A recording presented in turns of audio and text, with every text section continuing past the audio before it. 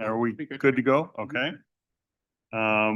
This is the meeting of the Lessard-Sams Outdoor Heritage Council. It's Wednesday, January 7th at noon. Thank you all for being here. I know Matt is on his way from the airport. He'll be here shortly. And Tom, I hear you're laid up at home. I'm sorry. But we also have Representative Burkle and Bang online. So, but Tom, will you call the roll? Hartwell.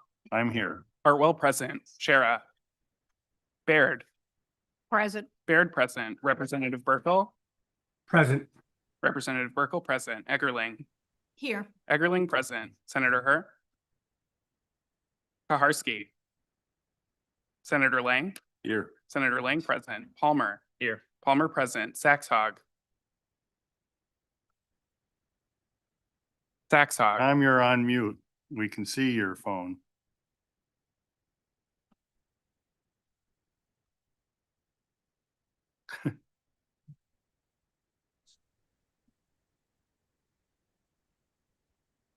You're still on mute, Tom.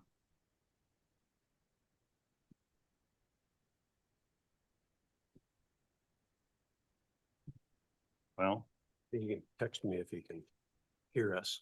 yeah. We're trying to make the connection work. Suss. Here. Suss present. Representative Vang. Representative Vang present. Mr. Chair, not including Saxhog, that makes I 8 think members. Tom present. is off mute now. Saxhog. Tom, I can see you. You're not on mute, but we can't hear you. Probably got to sign off and sign back in.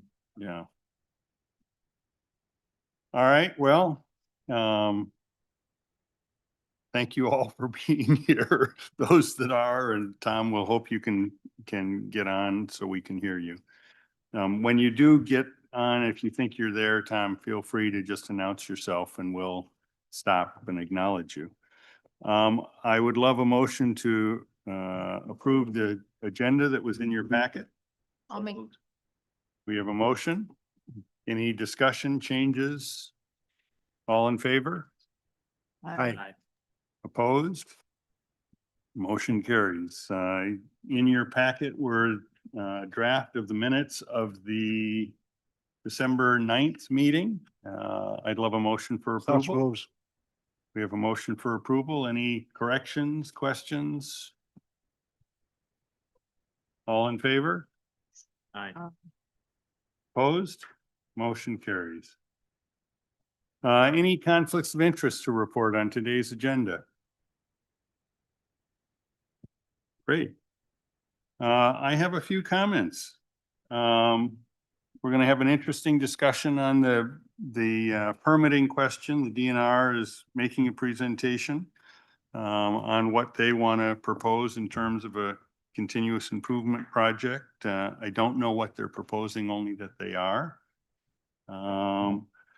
As I was having a discussion with them about having that discussion, they also indicated that there's some complications that have come up with the Lock and Dam 5 project, which we funded 2 or 3 years ago, and concerns about it. And they have asked for a special meeting probably towards the end of February to talk to us about where they're at and what their concerns are and get our input.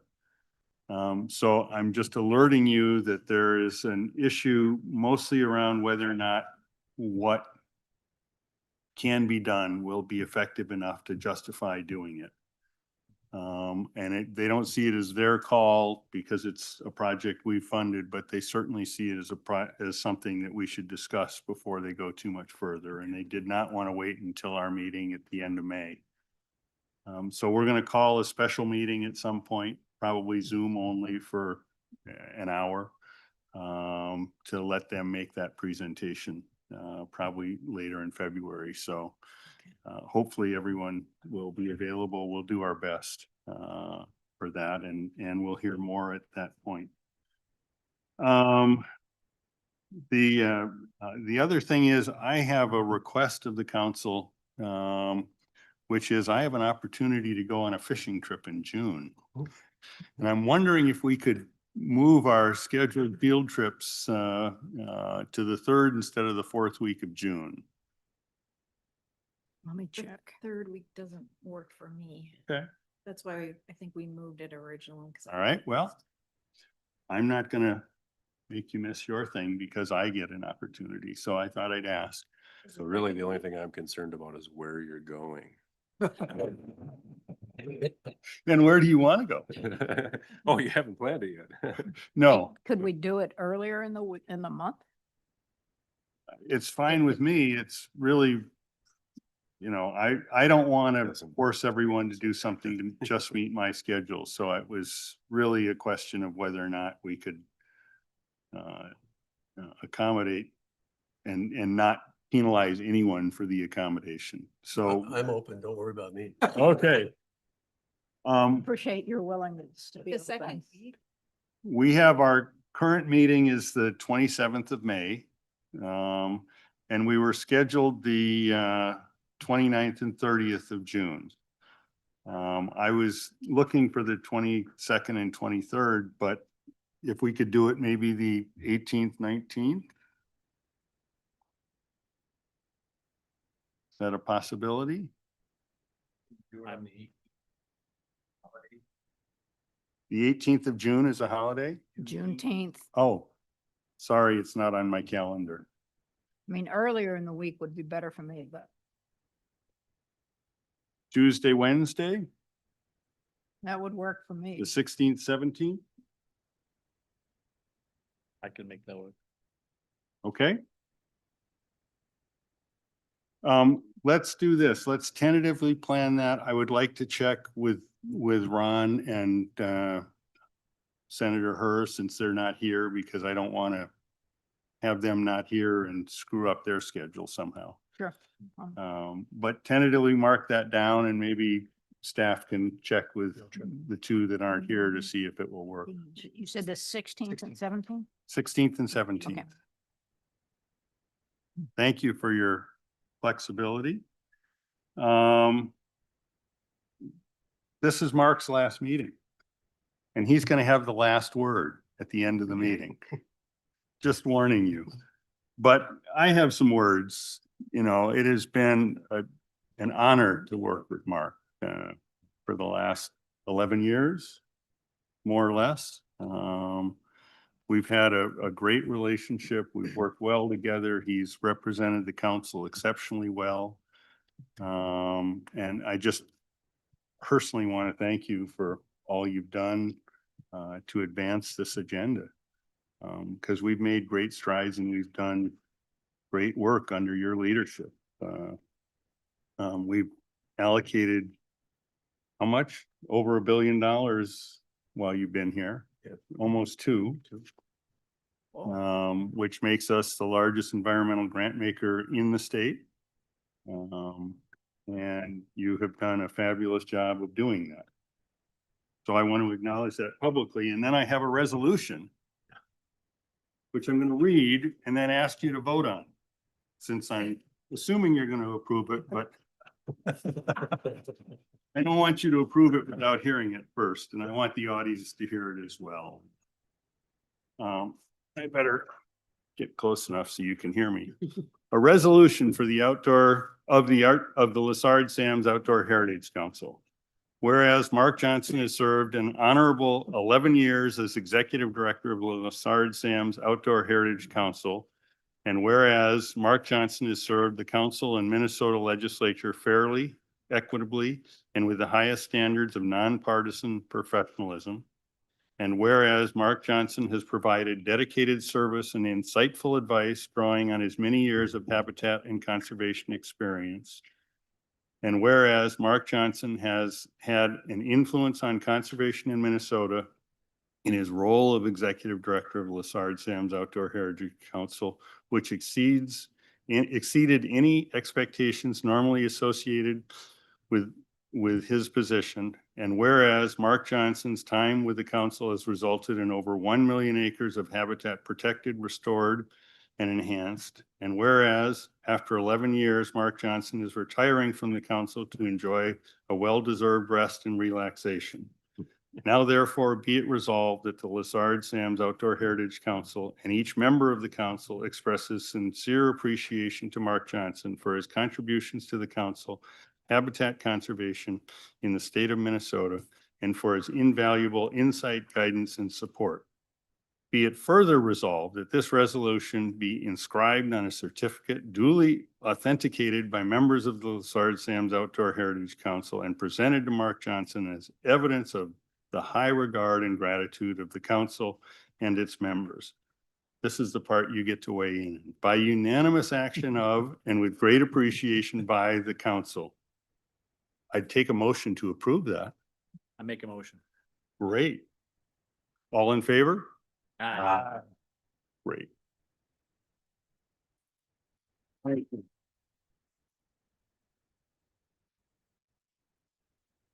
Speech. He actually asked for time at the end of the meeting to do his speech. So we're gonna, he's welcome to say anything right now he would like to. I do have a report for you. Well, we'll hear your report. So thank you, Mr. Chair and members. This is very, very nice and totally unexpected and I thank you each very much. Thank you.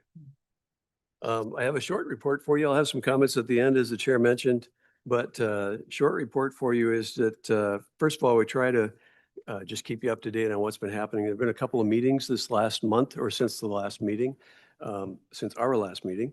A couple of meetings that I've attended. One was actually attended with member Daryl Palmer, and we met with the Pelican Lakes Association, also Dean Prone from DNR, our fisheries guy, guru, and also the Pelican Lakes Association, talking about the funds, what's possible, and what new relationship maybe they may have with DNR with regards to outdoor heritage funds and collaborative projects and so on. So I don't know if Daryl wants to say anything about that. I won't say any more about it, but very, very good meeting. I just appreciated you and Dean both coming to meet with the Lake Association, and I thought it was a really great opportunity to spitball, I'll call it, talk about what they had been working on, and Dean brought some great information as well, and they'd been working with the University of Minnesota AIS folks, and I learned a lot at the meeting, and I hope to learn more as we proceed, but very good meeting just as a starting point. Yeah. Thank you. And just so everybody knows, it did revolve around in-lake work for fish habitat. So, and invasive species, but really good. Another meeting I had was shortly after that. I met with the Forest Partnership, which is most of them are on the Minnesota Forest Resources Council, but it's Forest Partnership from across Minnesota. We met at Blandon and Grand Rapids, and they wanted to know about what is the opportunity for outdoor heritage funds for the counties that are involved, for NGOs that are involved, and so on. So we talked about that. I gave a presentation to them, and then they really did, actually the Forest Service was there also from the Superior National Forest, and brought up a topic that many of them had questions about, and that was prevailing wage as it applies to outdoor heritage habitat work. And from that, it was a really interesting conversation. There's a lot of frustration on behalf of the counties and even the Forest Service about the implementation of Minnesota's prevailing wage in forest work especially. Just as a thumbnail, part of what I heard from many of them was that, well, for instance, the Forest Service and the feds have a prevailing wage, so to speak, within that realm. For bud capping, for flagging trees, things like that, manual release and so on, their rate is somewhere in that $20 an hour range. Maybe it's $22, maybe 18, I'm not sure, but in that range. Whereas in that corner of the state, the Minnesota prevailing wage under the way it's being applied right now is about, pardon me if I'm off by $1 or $2, but around $54 per hour. So the feds are saying, you know, we can't use your dollars. If we do, we have to waste your dollars, so to speak, other than what they would otherwise pay for work. There were some suggestions. I think there will probably be some legislators that will be contacted probably the legislators on this council, as well as other legislators, by some of the partners in the counties, and maybe some of the other nonprofits who are program managers with Outdoor Heritage and Environmental Trust Fund dollars.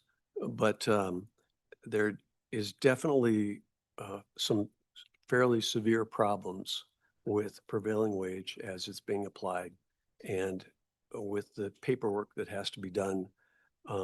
Contractors are dropping out because of the hardship that it causes for them. And it's not they don't want to pay people. So that's a quick look at that, and just something for you to keep in the backs of your minds. I know it's not something the council can do anything about, and that's not why I bring it up, but it regards Outdoor Heritage Funds. It's something you need to know about as members. It's not just more expensive, it's also very, very frustrating out in the field. The last thing was, a year ago, I mentioned to you that we'd received a letter from the OLA, Judy Randall. Office of Legislative Auditor. Correct. Thank you very much for that. Thank you. And they were at that time beginning a performance audit of Outdoor Heritage Fund monies administered by the Department of Natural Resources. That is tying up. It's in the final wrap up right now. I believe DNR is providing their formal reply to the OLA. Things have tied up quite well. We're happy. I haven't seen the report, but my preliminary hearing of the report sounds very good.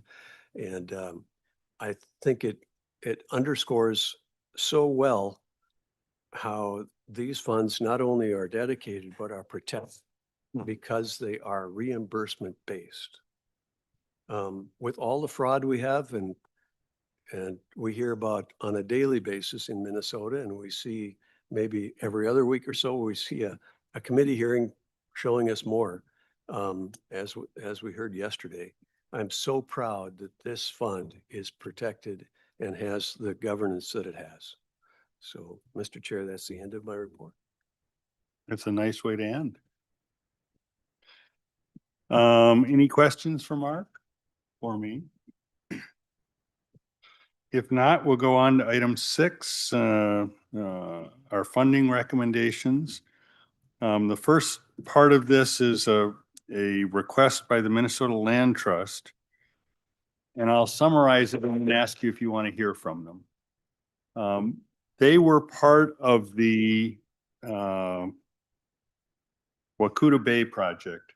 They and TNC and TPL doing Wakuta Bay. And if you'll remember, we said you're going to do with the money we give you the Wakuta Bay project first, which left a little bit of money for the rest of the work. And at the time they worked with, the Land Trust worked with the other 2 partners and made a decision, the 3 of them, that there was not enough money to effectively allow them to do much work.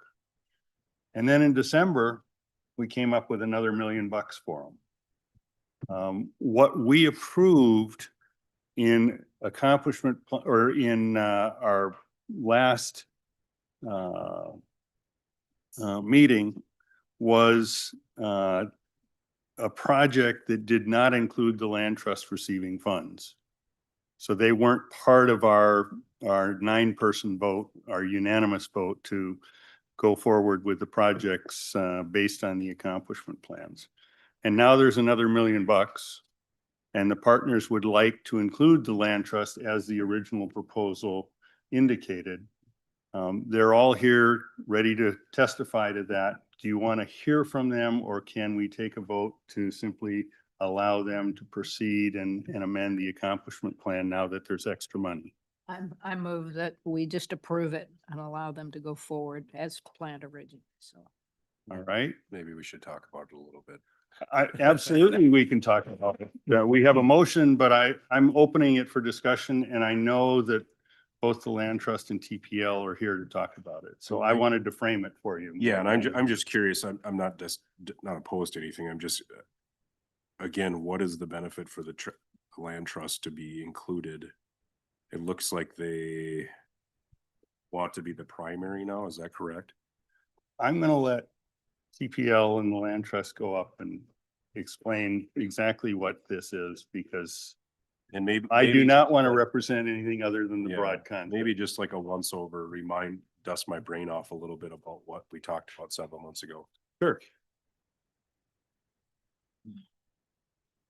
If you just state your names. Sure. Good afternoon, council members and chair. I am Nick Banks, project manager with the Trust for Public Land, and I have with me Wayne Osley, Director of Land Protection from the Minnesota Land Trust. To give a little more context to member Lane's question, TPL will still be the lead on the proposal. Some historical context, we've worked in partnership, TPL, TNC, and MLT in the Southeast for the last 10 or so years on this. And so nothing's changing there in terms of the partnership. It would just be having MLT come back in as a funded partner, as the memo summarizes and as Chair Hartwell explained as well. So you were the primary initially and Yep, and we will continue to be the lead on this proposal. We've sometimes alternated leads. At times it's been the Nature Conservancy and sometimes it's been TPL. This proposal, it will be TPL still. what's the benefit for that? I'm sorry if I missed the point.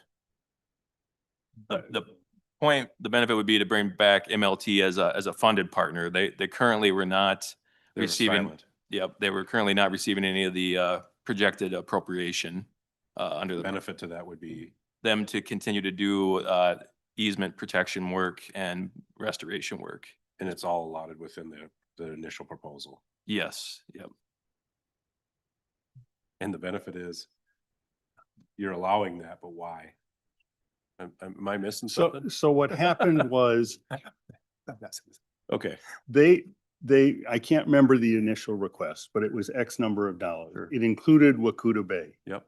I remember that part of it, so. And we said, great, do Wakuta Bay, what you have left over, spend as per your regular proposal. Mhm. There wasn't enough money for both TNC and MLT. And those two projects are split separately between the two groups.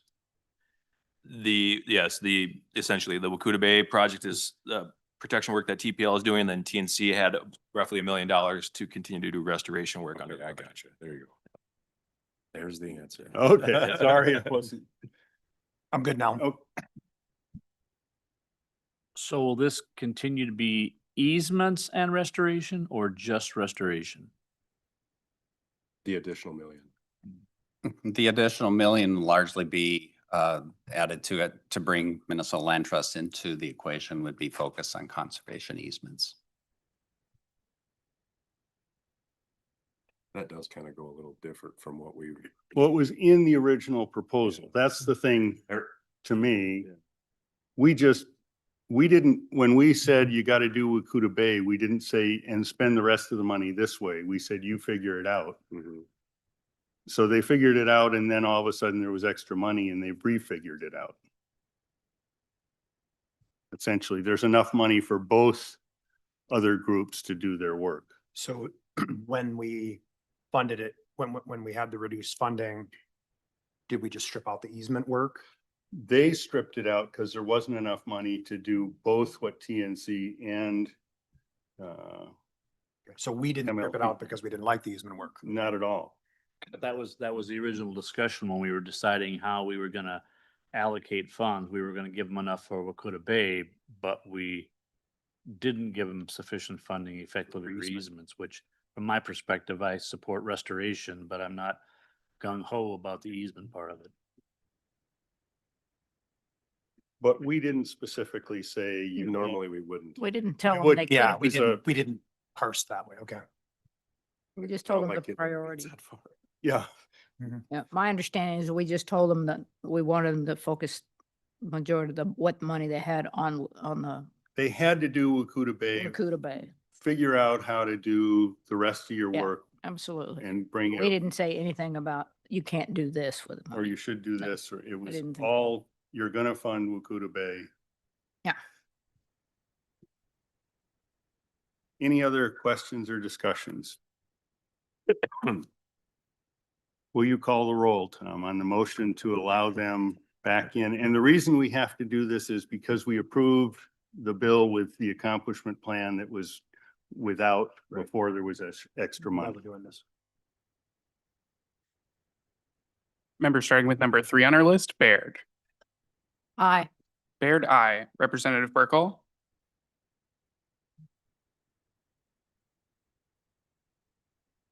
John? Eggerling. He's on mute. Burkle, aye. Burkle, aye. Eggerling. Aye. Eggerling, aye. Kaharski. Aye. Kaharski, aye. Senator Lang. Aye. Senator Lang, aye. Palmer. Aye. Palmer, aye. Saxhog. Sess. Aye. Sess, aye. Representative Vang.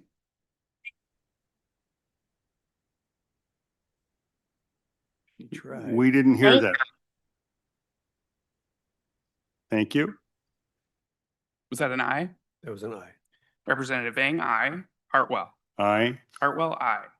Mr. Chair, there are 9 ayes, 0 nays. great. Motion passes. Thank you. The second is a review of the draft of the Outdoor Heritage Funding Bill with upgraded funding amounts, which is in your packet and would obviously be slightly adjusted based on what we just did. But I will turn it over to Joe to run us through this. Yep, Mr. Chair and members, I actually included MLT Oh. in there. So I, Now you're catching me as showing I didn't carefully read it. Thanks a lot. so the total amount is 188,922,000. The bill is in the same form that we saw last meeting, except for the updated numbers for the DNR land acquisition costs and IDP monies have been removed from each of the proposals that use DNR services or are buying state lands for the DNR. And those have been moved into, it would be subdivision 6 B, so core functions and partner-led OHF acquisition. So that total amount for them is 1,377,000. So that's the update from last meeting. There still might be some slight revisions. We're still waiting on the actual draft from the revisor's office, but anything that changes would just be technical in nature, so. Do we need to we probably should take a formal vote on the revised bill in front of you. Playing devil's advocate for a second. February forecast comes out and we reduce, which we haven't had to do, I don't. We have a provision in our recommendation to reduce essentially pro rata Okay. Is that okay? or increase. Yeah, the February forecast will change things one way or the other. Yeah. But if it's $500,000, we might not want to mess with it. If it's 4 million, Right. if it goes down, it has to be revised because it's got the And our 5% fund balance is still contingency. 7% instead of 5, correct? Give or take. I think we Say again.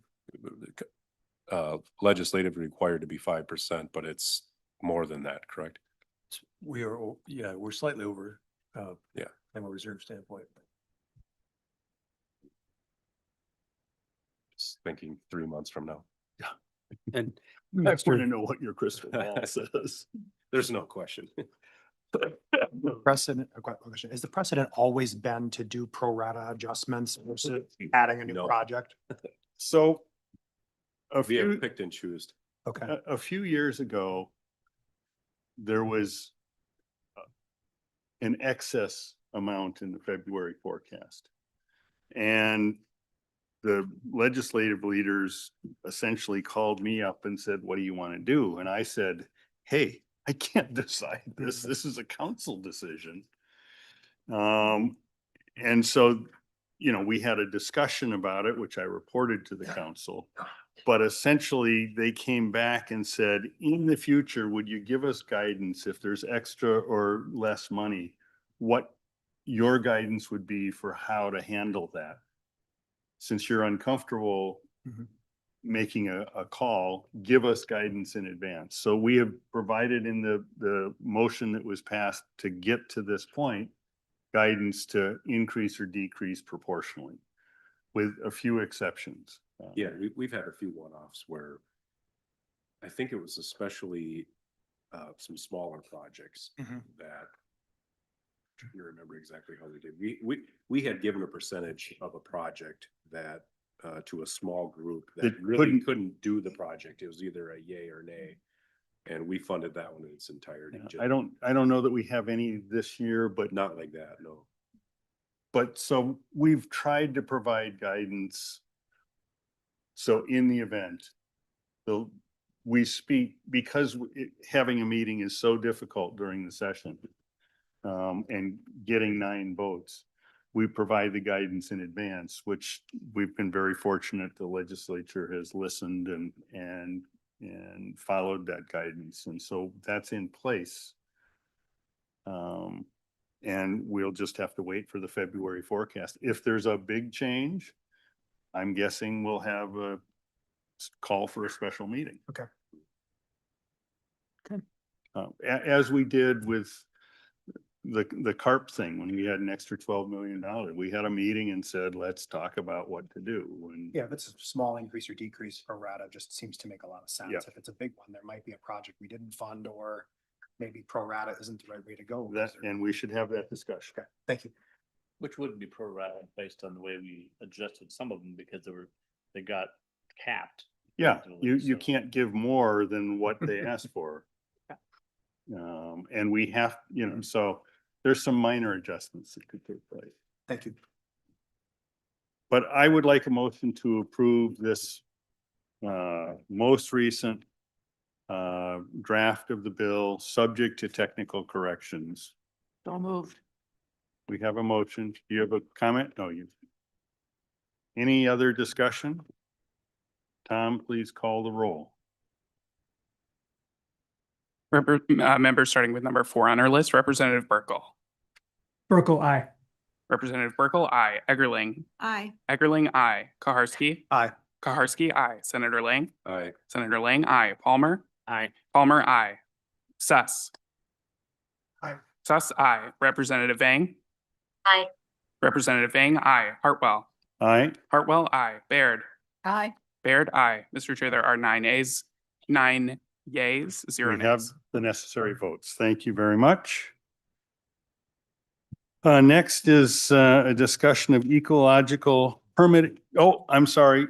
Mark has asked to be able to cover something that he meant to cover and forgot on his last meeting. He forgot. I was so overwhelmed by the Save proclamation that. Yeah, members, in your packets, there is a memo. It's to myself and to Director Smitten, and it's a report on parcels with buildings. This is a follow-up from last meeting. Senator Lang had said maybe we should have a report each time on any parcels that are going to be acquired with buildings. So at that point, then Sandy did a wonderful job of just jumping into the system up to her ankles. She dove in head first, I think, and looking at how many parcels had buildings attached to them. There were 63 in the system at that point that were currently in the reporting system. Of those, 34 of the parcels no longer were no longer being pursued. So that dropped those out. 26 of them had the reported buildings. The values were 0 or well under the threshold laid by the council. Basically, it was dilapidated old structures and sheds that just needed to be dozed or removed, demolished. And then there were 3 parcels where no OHF monies were being used to acquire them. So that took care of the 63. There were a couple of exceptions at the bottom, which you can see at the very bottom of the memo and on the back page. And it was like a $2.6 million appropriation through the accelerated WMA program. It had one old barn on it, estimated value of about $30,000. That was demolished, removed. And then Tiger Marsh, another WMA, had a $660,000 acquisition addition to it. There was an old house that was uninhabitable, and so that was removed. And then on the back page, you see that there was one more appropriation, but it was actually, I think, that same Nelson WMA addition the same old barn. It was affecting two appropriations, so they're both listed there for you. So Sandy, thank you for that wonderful, great comprehensive report. Great. Any questions on it? So now we will move to ecological permitting discussion and debrief. And just background, this is a follow-up to our expressed concern that we were hearing from our partners that permitting for stream restoration seems to be taking longer and is frustrating. And if you'll remember, you directed me to write a letter, and the DNR talked to both Ron and I and said, we'd like to talk about how we can work on this before you start sending letters. And you agreed to allow that. And so this is the opportunity for that.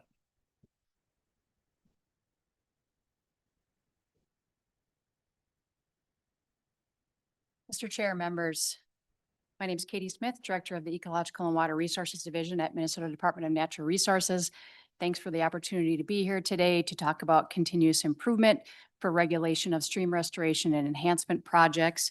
DNR strives to provide excellent customer service while meeting our statutory obligations to protect Minnesota's rare species and public waters.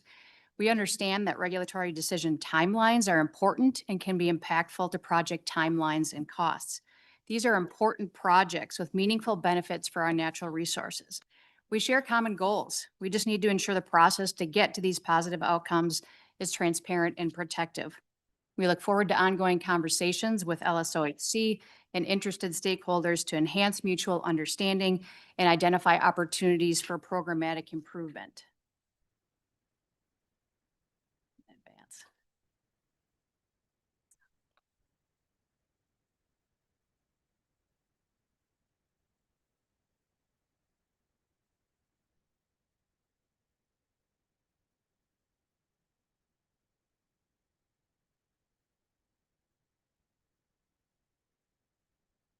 For those of you online, we're having some technical issues we're working on with the presentation. Right. What I want to talk about today is my colleague Randall Doneen was counsel back in November, and he gave you a detailed presentation on this topic. But today I just want to provide a brief reminder of the regulatory landscape for these projects, share some environmental review and permitting timeliness data, but I really want to focus on potential future continuous improvement projects we could undertake with the council and interested stakeholders, discuss how we can provide opportunities for input and engagement, and offer suggested next steps and proposed timelines. A little bit about the regulatory landscape and the authorizations that are potentially needed for these types of projects. So DNR has the authority and responsibility for the first three on the list here: environmental review, work in public waters, and threatened and endangered species takings permit. The U.S. Army Corps has a 404 permit, MPCA has a 401 water quality certification that may apply, and Bowser has overarching oversight over WACA. There's required cultural and historic resources assessment, and that's under the Department of Administration. And then local units of government might have local authorizations such as a grading permit, vegetation removal, et cetera. I want to start with environmental review and work in public waters. These are the main regulatory processes. They're routine, long-standing regulatory processes that apply to many types of projects. They provide a neutral evaluation of projects and transparency to the public and help prepare for other regulatory authorizations that may be needed. The projects are measured against applicable regulations to determine compliance, and the intent of the project is not a significant factor besides meeting the minimal impact solution to achieve the project purpose. Just a reminder on the EAW mandatory categories: stream realignment of 500 feet of a natural water course or any realignment of a trout stream, changing the course, current, or cross-section or 1 acre of or more of a public water. These types of projects and thresholds trigger a mandatory EAW. A little more on environmental review. The purpose of any environmental review is to assist in good planning for what are likely to be good projects. The process Process specifically required by Minnesota law invites a high level of transparency and broader interdisciplinary review into projects that are in certain special places or have natural resource needs. Even when a project is beneficial, like stream projects, there isn't an exemption. Because restoration and enhancement projects involve physically changing the environment, they require government approvals. Environmental review helps make sure these projects are designed and built correctly, and also gives the public a clear, organized way to be involved in decisions made by government agencies. EAWs help to identify all other approvals needed and collect information that should fit into the applications for the approvals, licenses, and permits that come next. When environmental review processes are incorporated into project planning and development early, costs can be anticipated, delays are minimal, and project implementation can often proceed as anticipated. Permit writers aim to be efficient and will gladly work with project proposers to make the process as smooth and as fast as possible. Open communication and early coordination can help avoid delays and keep projects on track. Focusing on work in public waters, Minnesota rules require specific standards for restorations of public waters. The goals are, of course, to protect habitat, preserve natural character, and water quality protection. There are certain prohibitions. The minimum impact solution is required. Consistency with floodplain and shoreland standards is ensured, and specific standards for different types of restoration activities exist. I'm going to move into timeliness now and provide some data that may be helpful. Though most EAWs are not governed by statutory timeliness goals, DNR strives to ensure efficiency in the EAW process through robust early engagement with project proposers to identify any issues as early as possible so the process can go smoothly. We seek to publish most EAWs within 6 to 8 months once the initial complete data submittal is received from the proposer. Over the last 7 years, the DNR has been the responsible governmental unit for EAW preparation for 11 stream habitat restoration enhancement types of projects. DNR processed 9 of these EAWs in under 8 months. One took 10 months, and one project that had substantial complications took 2 years to complete. This timeliness is consistent with EAWs for other types of projects. The vast majority go quickly, and some may take a little bit longer, and rarely do any projects in any mandatory category go faster than 6 to 8 months. Moving to timeliness for work in public waters, DNR submits annual permit efficiency timeliness reports to the legislature. Data over the last 10 years has identified 150 permit applications associated with stream restoration enhancement projects. 88% had a decision on the application within the 150-day statutory goal. The 12% that did not reach a decision within the 150-day statutory goal had a wide range of processing time and a variety of specific issues that led to the delay, and I'll explain more on that shortly. Some of these decisions were made within 200 days, most were in the range of 200 to 400 days, and 3 exceeded 400 days. Of those late decisions, 2/3 of those were more than 5 years ago, so timeliness has been improving. The 12% that did not reach a decision within the 150-day statutory goal had a wide range of processing time and specific issues related to the delay. Some of those are the need for final designs from the proposer or response time of the proposer, changes in the project that were initiated by the proposer, technical regulatory issues that had to be addressed. And as we look back, the COVID hiring freeze and other budget constraints led to vacancies that we've been addressing in recent years. So we anticipate continued improvement in timeliness due to that reason. A little bit about our current continuous improvement efforts. The DNR continuously evaluates effectiveness and efficiencies of our regulatory programs. Several efforts have been implemented for timeliness improvement and regulatory certainty. I'll go through a few of those. Field hydrologist meetings. We have a monthly forum for regulatory issue discussion and to disseminate information for statewide consistency. We also have annual training on specialty topics. Staff monitor regulatory processes and identify broad training needs. Topics can be administrative, such as supporting document preparation or technical information on topics such as flood stage considerations, again, with the goals of efficiency and consistency. We've also added additional resources. Our hydrologist complement is increased due to filling vacancies, and also a drainage engineer and a water planner were added as additional resources to the water regulation program. And so both of those positions are relieving significant workload from permitting hydrologists, so they have more time to work on projects. We're also exploring potential ways to avoid the need for permits altogether. Bank stabilization and hand applying natural materials are examples there.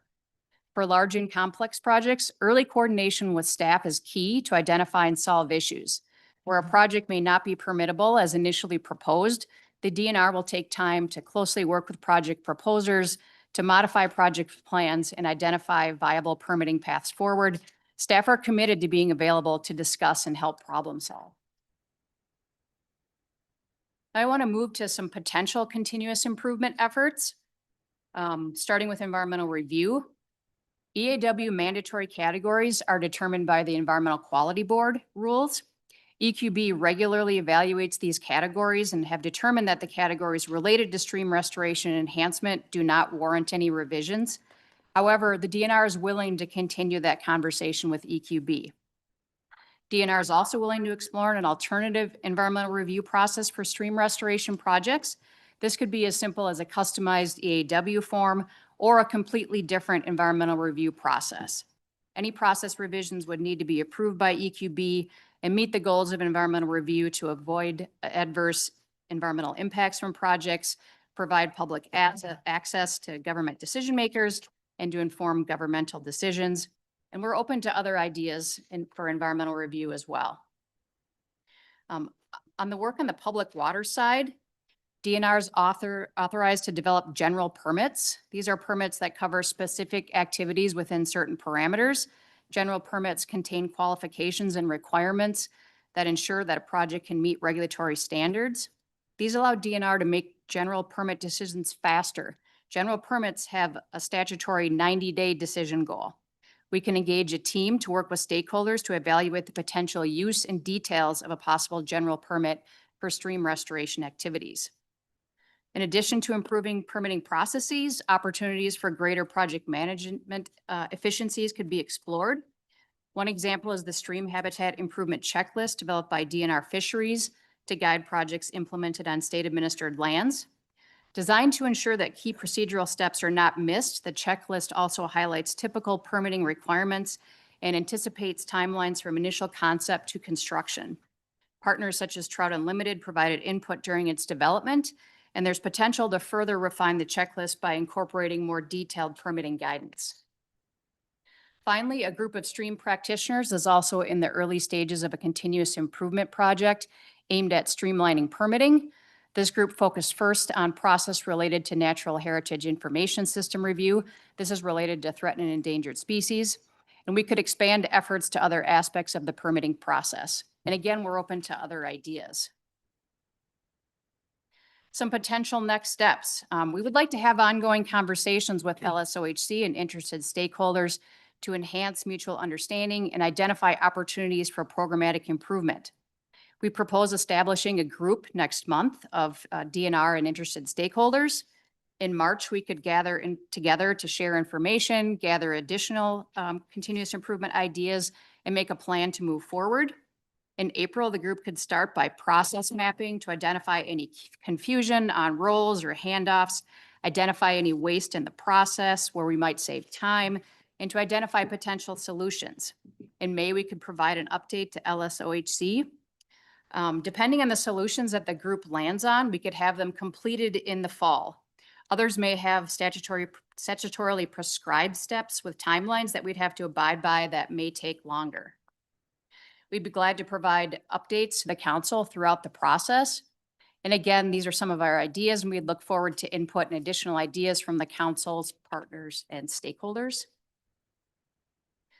The DNR always strives for timely decision-making, and at the same time, we must uphold the regulatory requirements designed to protect Minnesota's natural resources and allow for public transparency. As we do this, we aim to work collaboratively with project proponents in a solution-oriented way. We believe the most productive path to improvement would be for all of us to work together to identify an improvement, and we look forward to further collaboration to reach our shared goals. Thank you, and glad to take any questions. Questions? Matt? Katie, thanks for that presentation. It's educational. If you look at the 12%, kind of the magical 12%, what's your estimation of within that 12%, things that are just, this is the way it is. It's an extra complex project. There's some things that fall into, they're just hiccups that go along the way. And how much of it is actually improvable where we can reduce the 12%? Mr. Chair, members, I think we always have opportunities for improvement. As I mentioned, that early coordination, I think, is key to identify any potential hiccups, as you called them, early in the process, so we can find a path forward with as little bumps in the process as possible. So I think there's definitely opportunities to improve. I think some of those technical issues, as I mentioned before, in the regulatory landscape, there's other parties that have pieces of this, but we are glad to have those parties work together, identify those steps up front, make sure the project manager is aware of all the process steps that need to take place, and work together to iron those out as early as possible. Thanks. A quick follow-on question to that. The fact that you're collecting all this data and finding these common themes is great. Do you see an opportunity maybe in the future for us to be able to put something into the funding application, the grant application, that helps applicants maybe anticipate what some of those permitting hurdles might be? I think it might be helpful for us to have that as we consider funding. Mr. Chair, members, I think that's a great idea. Anything we can do to provide certainty in the process and information up front would help with timeliness. Absolutely. Thank you. Errol? Just I was wondering on your slide about environmental review, you have a comment about no exemptions for beneficial projects. I was wondering if you could give me just a brief explanation of what that would mean. I wasn't totally sure what you meant there. Sure, Mr. Chair, members. I think what sometimes we hear from project proponents is, because a project is beneficial to the environment, it's an improvement that's going to take place, that there's a desire to maybe forego some of the environmental requirements, the regulatory pieces that are required in order to do that. So there's not an exemption for that, because oftentimes we're working in the bed of a public water, et cetera, that we need to follow those permitting processes. So as far as the beneficial project, it doesn't really make any difference what you're saying, even if to the greater good of the riverbed, the stream bed. Doesn't matter if it was a timing issue, if there was a timeline for problems on it, or? Yeah, Mr. Chair, members, I think the point I'm trying to make is, even if it's a project with a positive environmental outcome in the end, we still have to follow the regulatory processes because of the impacts that can happen along the way. So it's not about the outcome. We have to follow the process to get to that outcome, regardless of how good the project is. Okay, and there's no fast tracking of any kind of project? Mr. Chair, members, there's no fast track, but as I mentioned, we could look at a customized environmental assessment worksheet, or EAW form, that could be more tailored to this, or a general permit for work in public waters, like I mentioned. So I think those are some of the ideas that we're willing to explore, is how could we make adjustments to the environmental review process, to the forms, to the permit, in order to speed up the timeliness for these beneficial projects. Thank you. I think, Daryl, the thing that I've learned in all of this is, it is really hard if you're the DNR to know who's the good guy and the bad guy when a project comes in. How do you know that Trout Unlimited isn't making a mistake versus someone who's trying to fill a wetland and move a stream around it because they want to do a development? Who gets to decide who's good and who's bad? And they follow the same process for everyone to ensure nobody reads about it later, I guess. Yeah, I guess I was thinking about more from a standpoint of, there's a problem. It's a time issue of, if the longer we wait, the worse the problem gets. Is there anything that says, gee, we better at least take temporary measures? If it's a flooding issue or anything. In the case of a flood causing some disaster, which is only going to get worse with erosion, there are things the DNR can allow in emergency situations or not. Mr. Chair, members, correct. If there's an emergency situation, we do have some authority and abilities to waive that in order to address our emergency situations. But back to your question, early coordination again is key. Like, we don't have to wait for a permit application or a submittal for environmental review to start those conversations. As soon as folks are even thinking about projects, we're glad to engage and start those conversations as soon as possible. I appreciate the question, Daryl, because on the one hand, it'd be nice to fast track things that that there's a sense of urgency. On the other hand, I could see that being used in a bad way as well. It And has so to I be- really like the fact that this is the policy. Yeah, I mean, it would have to be certainly defined circumstances of emergency. Right. I don't know how that's defined, but I was just thinking, wow, if some of this stuff is taking us 8 months or a year and it has been, erosion damage from a storm or something, it's like, well, how long do you want to let that sediment continue to flow into the river, right? If it's a trout stream, I would think that every day is a bad day. At the same time, 88% is way better than I thought. Yeah, their stats are good. I'm not disputing that. And I think the aspect of an early checklist helps everybody a lot. It seems like when we, at our last meeting, and maybe it wasn't specific to this, but I know we had some timelines on, some of the improvement stuff the DNR was doing and On land acquisition. yeah, and just the aspect, what I heard from folks after the meeting was even though they had done early things, it didn't really help their process. So it'd be nice to figure out what those early things are and get an agreement that if they have that up front, that, it shaves off some time or does something to help these folks when they're trying to get their applications in and approved. Yeah, Particularly given the rest of the timeline of funding on projects and getting things on the ground. so, the more I talk about this with people, the more you understand and the more you don't understand how difficult it is, I guess. But you have to break out the permitting from the environmental review. And I'd always thought of it as a thing. But it's actually separate things that are part of a project. And the permitting is probably the least difficult of the process. It's getting to the point where you can put in the permit. Having said that, I've heard the DNR say they're willing to look at how they can make even that better. But Katie mentioned briefly the historic preservation folks. They're not part of the process, but they can hold the whole thing up. They aren't the DNR, but they often take 8 months to a year to review a project, even though there's a permit issued. And we hear it, I can't do the work. The DNR is the guilty party. And in cases they are, but in other cases, it's other folks who are part of the process that is invisible to us. So, I think I can say our asking the question has gotten appropriate attention from the DNR. They're willing and interested in undertaking a continuous improvement project, which would give us information going forward of this is what we're doing, how much time it's taking, and this is what we've been able to accomplish by involving partners and looking at the process and figuring out what we can do better.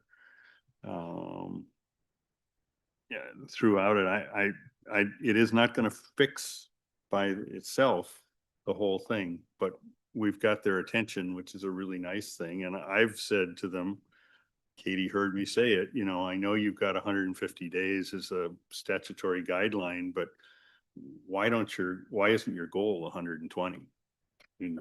Think about it as, can we get better? Not can we just meet the minimum requirement? And I think they're willing to at least engage in that discussion, which would be helpful. I think finding out all the parts and pieces as we've dug and asked questions has been helpful. Yeah. So are we comfortable sort of holding off on doing anything other than letting the DNR engage in a continuous improvement project and including us and our partners in that to help come up with a better system? Is there any objection to that? We don't need a formal vote, but if you're comfortable with that, we'll ask the DNR to come back to us, as they said in May, and to put together the panels to look at it. I've suggested the value stream mapping. I mean, what are all of the components and how long does each one take? And what's the handoff from here to here to here? And are there any ways to improve that? And they have an interest in doing that. So I think we'll expect to hear back from you in May. Thank you. And Thank thank you. thank everyone in the DNR who's probably uncomfortably been dragged into this process, but your willingness to engage to ultimately help us and our partners get money on the ground, improving habitat faster is appreciated. Thank you. Thank you. Great. Next, we will move on to the call for funding. And Tom, I think you're taking this, aren't you? So, I just background, there were a whole bunch of comments that came in and Tom is going to take us through the suggested modifications based on all the comments. And unless there are huge objections to any of the suggestions, that's what we'll vote on as a call for funding that will go out April 1st. Thank you, Mr. Chair and members. If you've been present in the last few meetings, you've heard most of these changes already discussed, so none of them should be big surprises. I won't read word for word, but I'm happy to highlight a few of the important ones. So basic changes to the call for funding. Obviously, we have dates and fiscal years and Minnesota law year references have been changed. We will also be inserting a glossary of terms to define commonly used terms that the council uses in review and the proposal process. That will be created and included in the call for funding prior to release. And then beyond that, we have changes to the hearing criteria. Several have been combined. So we have combined criteria 1 and 2, which previously spoke about the proposal abstract and the proposal itself, basically the clarity and succinct overview of the proposal. So those have been combined. 3 and 6 criteria have been combined. Those were the criteria that addressed whether the proposal has significant value for wildlife species of greatest conservation need or endangered species, as well as habitat climate resilience. So the idea there being those are similar questions. We have combined those into one sentence. And then we have a wording change to what was hearing criteria number 4. We have a wording change to what was criteria 5 and 6. And then we have an entirely new criteria, which will be number 11, which is that the proposal provides public access and use. So the thinking behind that language is members can evaluate as they see fit, whether particular public use is more valuable to them or not. It shouldn't be excluded from the language there. So it's just as members choose to value public access and use, whatever that means to them. Then beyond that, we had some changes to the proposal and the proposal instructional template itself. Generally, they were simple or straightforward revisions to the wording of questions or the template instructions. We also had some questions that were divided and reorganized, some budget tables that'll be shifted around in where they appear within the proposal, just to provide more clarity and group things together based on what information makes sense.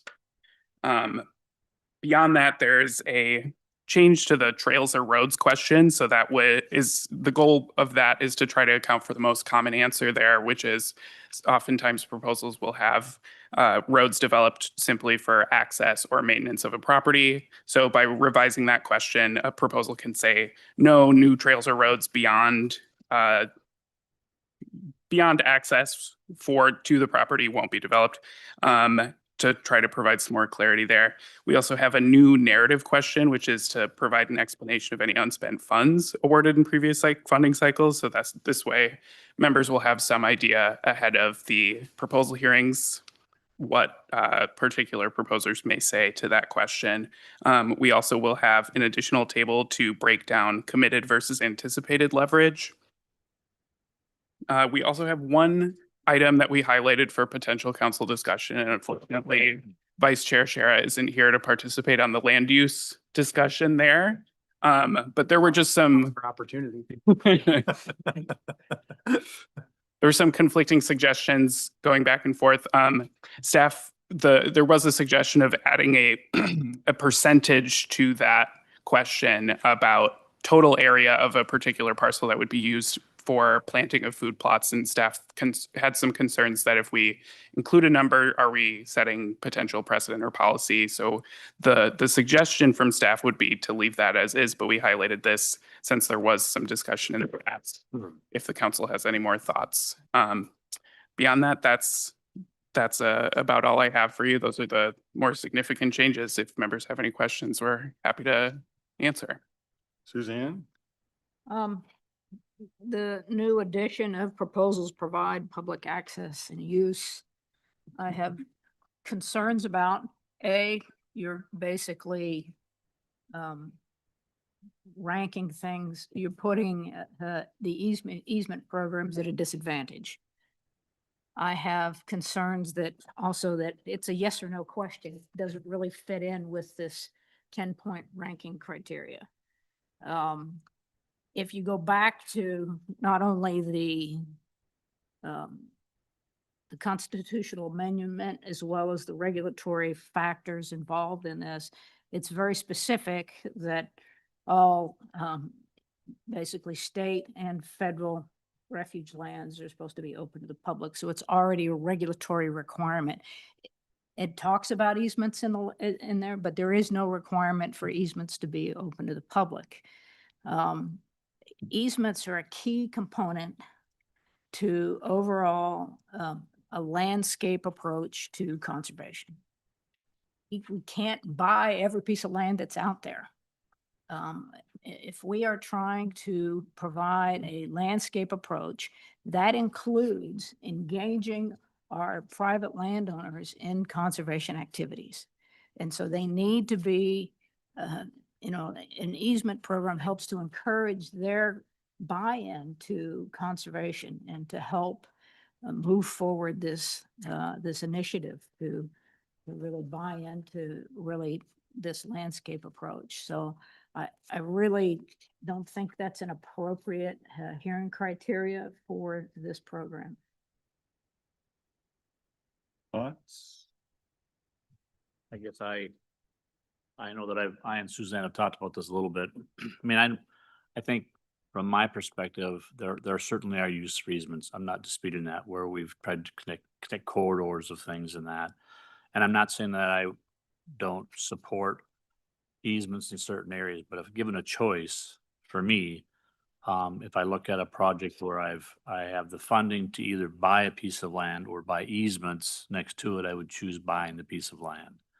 And, I had pushed the aspect of, hunting rights on it, which I know that's not necessarily the criteria, but that's an interest of mine. I understand that. But I would say that if I think of taxpayers, I think that public use is a priority in my mind. So if we're acquiring something, whether it's for bird watching, hiking, or hunting, I think those are all important things when we make use of public funds. So I do think there's a place for conservation easements. I'm not saying we shouldn't do them. I just think that as part of the scoring, from my perspective, it's an important distinction of whether we have no access to a piece of land or whether we have the right to hike, walk, fish, or hunt on it.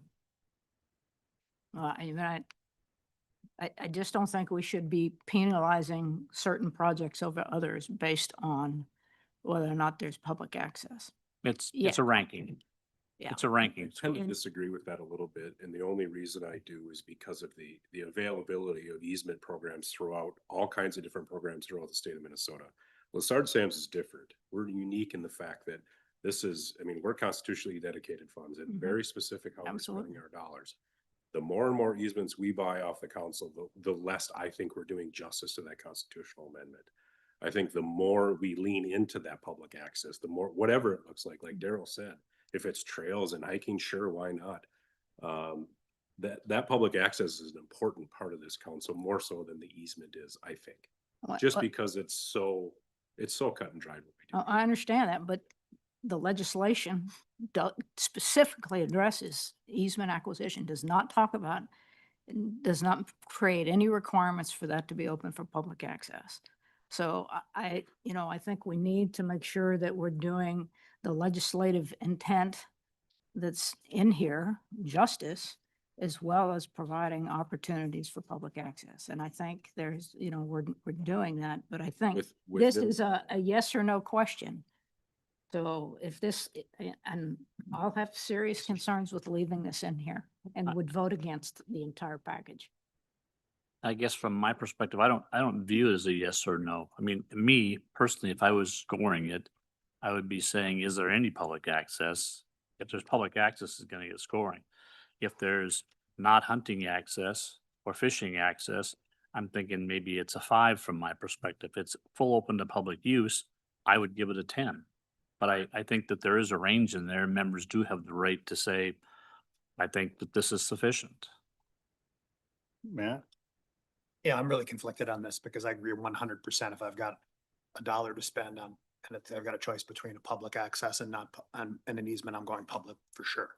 That said, I also recognize, and we've seen in some of our field trips, that these habitat mosaics and complexes require a mix of public and private. And if we start to lean where we go with public and not private, we're not going to have those complexes. We're going to have basically these pockets of habitat that aren't going to achieve their full value. So that's why I'm conflicted on this. I'm wondering whether there might be an alternative or some sort of a compromise where it's not listed out as a single 10-point criteria, but it's called out specifically in one of the other 10. For instance, under 2, its proposal addresses habitats that have significant value for fish, game, and wildlife and are threatened species. We could say something like including a preference for public acquisition where possible. Something in there to point out that we want to give preference to it, but not create a scenario where we could potentially like not have easements. And just a thought. So let me just, since I was very involved in getting the amendment passed, I want to go back and read what the constitutional language is. Outdoor heritage funds are dedicated for the benefit of Minnesotans and may be spent only to restore, protect, and enhance wetlands, prairies, forests, and habitat for fish, game, and wildlife. There's nothing about public access in there. But it does mention hunting. It does mention fishing. It must be open to the taking of game unless prohibited by law. Fee acquisition, but it doesn't say it can only be used for fee acquisition. But that isn't something that's, mutually exclusive from what we do in the CPL grants. Most of the CPL grants, that's required. And that's, we've come into problems. What's with that. required? What's that? What's required? The public access and the hunting and fishing rights. So that If is they something that we fund do already. easements though. What's that? CPL funds easements, Sure. and it's not required. The public The land access. acquisition within the Mm-mm. CPL. Mm-mm. It sure has been on a lot of like parcels It, within my. own it can district. be, but it's not required. Because it's not required in the Constitution is the, No, and- no, agreed. I just think, we're talking about intent of the council from here on out, right? I mean, that's really what we're talking about. And if the intent is easements, then you cut this out. And if the intent is public access, then you leave it in and have it as a scoring criteria. It's, well, Yeah, but and the I intent think is the both. intent. It's not one or the other. My problem is the either or. Yeah, Yeah. it's not either or. I It mean- should not be either or. Mark? Sorry. So I'm not going to tell you whether it's right or wrong, just from a staff perspective of the mechanics of this, this criteria. We viewed it from a staff perspective of saying, okay, should it really be a yes or no question, or should it be a number, 0 to 10? And if so, how could it be that? Then we started looking at easements, and there are different types of easements. There are trout stream easements that allow fishing. There are other stream easements that don't allow fishing or public access. There's Forest for the Future, which allows public, I know at least some, if not all, allow public access on those parcels. Some of those, yes, it is. And then there are like the Blandon easements where it's 189,000 acres that are all open to the public. But then there are others that are not. From a standpoint of proposals coming in, proposals are mixed. So you may have a proposal that has easements as well as fee title acquisition, or one that is strictly enhancement and restoration, but it may enhance on easement properties as well as publicly owned properties, fee title properties. So that's from a strictly mechanic standpoint, those definitions were the justification of why you could use a scoring of length, of breadth, rather than just yes or no. If that's the case, and that's a great clarification, this is written as a yes or no statement. Yeah. I'd much prefer it be written as to what, to extent to which project provides public access, so that we can think about this as a 1 to 10 scoring versus a yes or no. Because I was going off of previous applications where it's literally a yes or no question. And that's why I'm not really comfortable with the way it's written. The I other would thing support I that would change. just point out, who? Sandy? Oh, I'm thinking about this a little bit different, and it somewhat builds on what Mark said. I mean, sometimes we have proposals that do all activities, and then sometimes we have proposals that only do easement. And I mean, I'm just throwing out a suggestion that we could say like the degree to which a proposal provides public access and use. Yeah, that's where I was going. yeah, I'm open to things, but I have to point out, one of the advantages of easements is you protect a lot more land for habitat Mhm. because they're less expensive to, not the way the government buys them. Well, I'm just saying, when we look at proposals this last year, cost per acre, I know Matt and I were looking at things going, gee, it cost us as much, if not more, for an easement than it does to buy some of the properties. And so we were both struggling with that as we went through some of our And I scoring think- this last year. I think they're undoubtedly right. But I think part of what we've done is we have thrown restoration costs in both fee acquisition and easements as a combined project cost, Mhm. which doesn't give us a really good understanding of the cost of the protection piece, which hopefully we've asked for some changes in the proposal in tables that would separate out.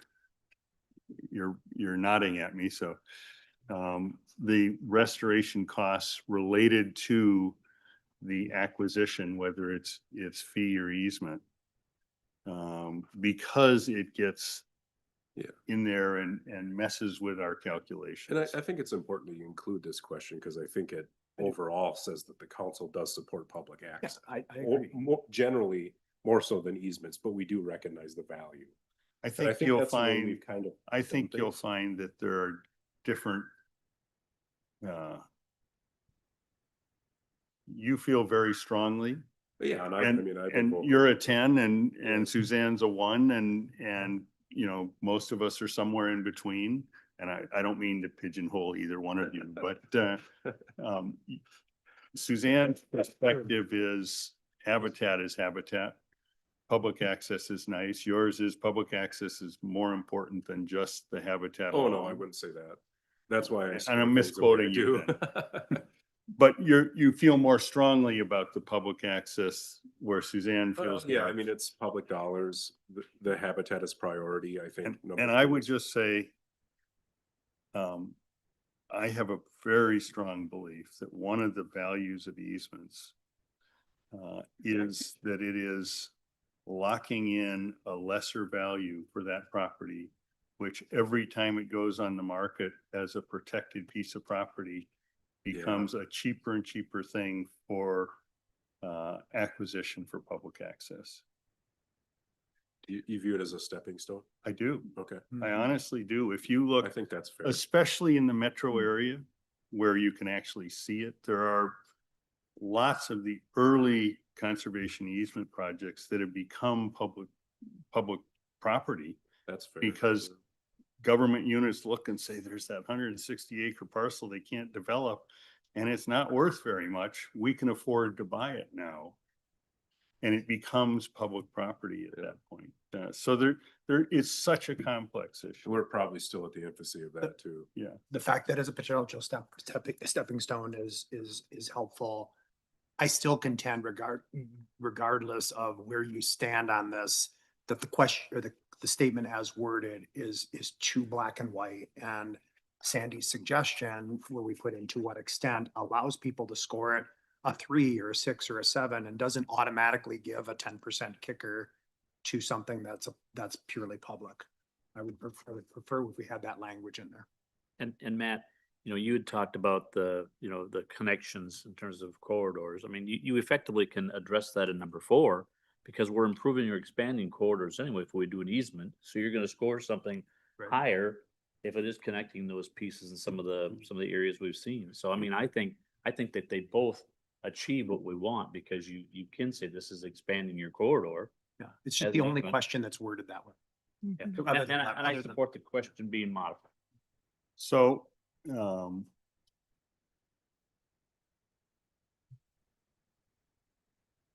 how do we modify it so we're all happy or close to happy? And I want to just say, this is just criteria that allows you to read and rate the proposal to then discuss whether or not we're going to call the proposer in to discuss the project. So if Daryl scored 0 on every easement project, and his scores were there 10% less because he scored at 0, over that question, it still doesn't mean it doesn't get a hearing. Because it still gets rolled into the averages. You aggregate the bunch anyway to bring them, so. So we don't want to get too hung up, but we don't want to send a message that we aren't willing to look at easements, because that's not the message. I mean, there's a huge value to easements in many, many different ways, depending on the property, depending on the type of easement. And I don't think we want to say we don't want to do easements, but I think it's okay to say, land that is public is a great thing. Recognizing it costs us more to do that in general. In general, it's more expensive to buy and then manage land than it is to protect it where someone else is managing it. Absolutely. And you did hit on a good point that some of that land may become accessible in the future that's already restored or enhanced or whatever. Yeah, you get a bite at the apple every time it comes on the market where you don't when it's developed. Ted? Yeah, Mr. Chairman, I guess I agree with Matt. First of all, I think we should retain as much flexibility as possible in the criteria so that when the application comes in, I mean, I don't want people to say, I'm not even going to bother to apply because I would like to see some narrative if just some narrative around the public access of what is the public access that would be provided on this 160-acre easement property. If it says no hunting and Daryl wants to give that a 0, I might say, I like everything else, I'm going to give it a 10. So I just think we need to retain the flexibility to look at it, and then we individually score and we go through the process of calculating. And remember that the vast majority of what we look at are programs, not projects. So we don't know if there are a parcel list of 20 parcel lists. Some of those might be public access, some of those might not. Some might be limited public access. And I'm going to guarantee you that in most cases, the proposer doesn't really know the answer to that question because they haven't sat down to have the real discussion with a landowner. Because there may be, even on buy-in, whether it's a WMA or a WPA, yes, generally it's open, but hey, there's a house right on the border. We may close off that quarter section to public hunting in that area and such. So, until they actually buy the land and understand the parameters, they may not know if public access is even reasonable. I mean, if it's a small enough parcel, if it's, out by itself, it may not be worth having public access for. I do have another comment Can we get through this? that I'm talking about Can we? this. I don't know. Oh, on this, that's fine. I've made myself pretty clear that I don't think this is an appropriate criteria. But it sounds like I may lose that argument. In that case, if the proposal would, if this criteria would say something to the effect of percentage or describe, the description of the proposal provides public access and use or other public benefit. Because in my mind, having an easement next to federal land, that is a public benefit because that provides a larger buffer area and greater connectivity and stuff. So even if they said there was, it was all easement and there was no public access, but there was public benefit, I could still easily score it as a 10. I wouldn't support that because I think that takes away from it. I mean, up above, we've already got number 4, the proposal will improve or expand corridors and or complexes and address habitat fragmentation. So we've already accomplished that by putting that in there. So if you are effectively watering down the aspect of public use, in my mind, I don't support that. Okay. Can we find a compromise? Because I'd like I to, thought Sandy's wording did that. what was your wording It again? doesn't address it.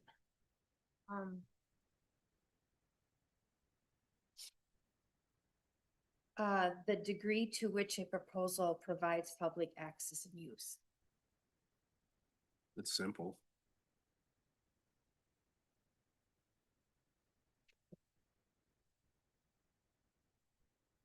Trout stream easement provides public use. Don't provide public use. We get that. Yeah, and I mean, it does kind of open up a entirely new level of conversation in comparison to other states. You know, the plots land in South Dakota that is private land that's open to hunting. It's you know, that would be a very unique easement process like they do. Where something that Minnesota really has never done that. Yes, we do. What? No, The we have- walk-in access? Yeah, we have walk-in access. Yeah, it's not, That's on private lands, many of which are covered by easements. right, but we don't do that here. Yes, we do that in Minnesota. No, here in this room. I Oh, don't think we've ever funded a walk-in access that I can remember. No, because Yeah, that isn't, that's that doesn't separate- meet the constitutional Yeah. requirement. Right. You know, that's not habitat. That is Right. strictly public use versus habitat protection, because we are challenged to follow the Constitution and protect habitat. I mean, that is, Well, From the I think beginning that was would, gonna I think it would fit disagree. the constitutional requirements. to fund If we public did a plots access. program here in Lessard-Sams, because you are, if it's ag land and you turn it back to, and then turn it into plots for the, But you couldn't just fund leasing ground for hunting. So you can go hunt pheasants there. Walk-in access doesn't talk about habitat. walk-in access does not, no. You know, it's walk-in access to anything. So funding walk-in access would not be a habitat project, but a project that had, so we don't want to. Yeah, I know, I see that's, that'll opened it up, didn't I? Trying to pull up a previous application or just any application. Is there a place, Sandy, within the application that gives narrative behind the public access issue? I remember it always being kind of a yes or no item within the application. And if we're going to have this as a 10-point criteria and put in the extent to which obviously I fully support, I feel like we need more than just a yes or no question in the application. We actually need to have the extent to which, because I totally get where Suzanne is coming from here. And I think the public benefit is too broad, but I would like to know, hey, if this is adjacent to a WMA and improves the mosaic, I'd like to have a little bit of explanation around that. Do you know if the applications? I'm gonna defer to Tom, because he's been the one really working on this. I'm gonna put you in the hot seat. Yeah, so there are a few different places that use the word public. So there's questions when a program notes that they're going to do easement or fee title acquisition. If they answer yes or no, depending on the question of existing permanent protection. There's a separate question that pops up below that to say, describe the expected public use. There's also a question of, will the eased land be open for public use? And then below that, it says just to describe the expected public use. And I believe there's something similar within the section priorities that describe, So, just out of curiosity, so that language is almost, I mean, you could transpose that language into a criteria, and right? more or less, yeah, it would depend on exactly which question you choose. There we go. So what was that language again? I Tried to pull up an application and I can't. Already there. I know it is, I'm just, Yeah. There was suggested. So there is the question of when a program notes that they're going to do easement acquisition, it says is the land you plan to acquire free of any other permanent protection? And then it'll say, describe the expected public use.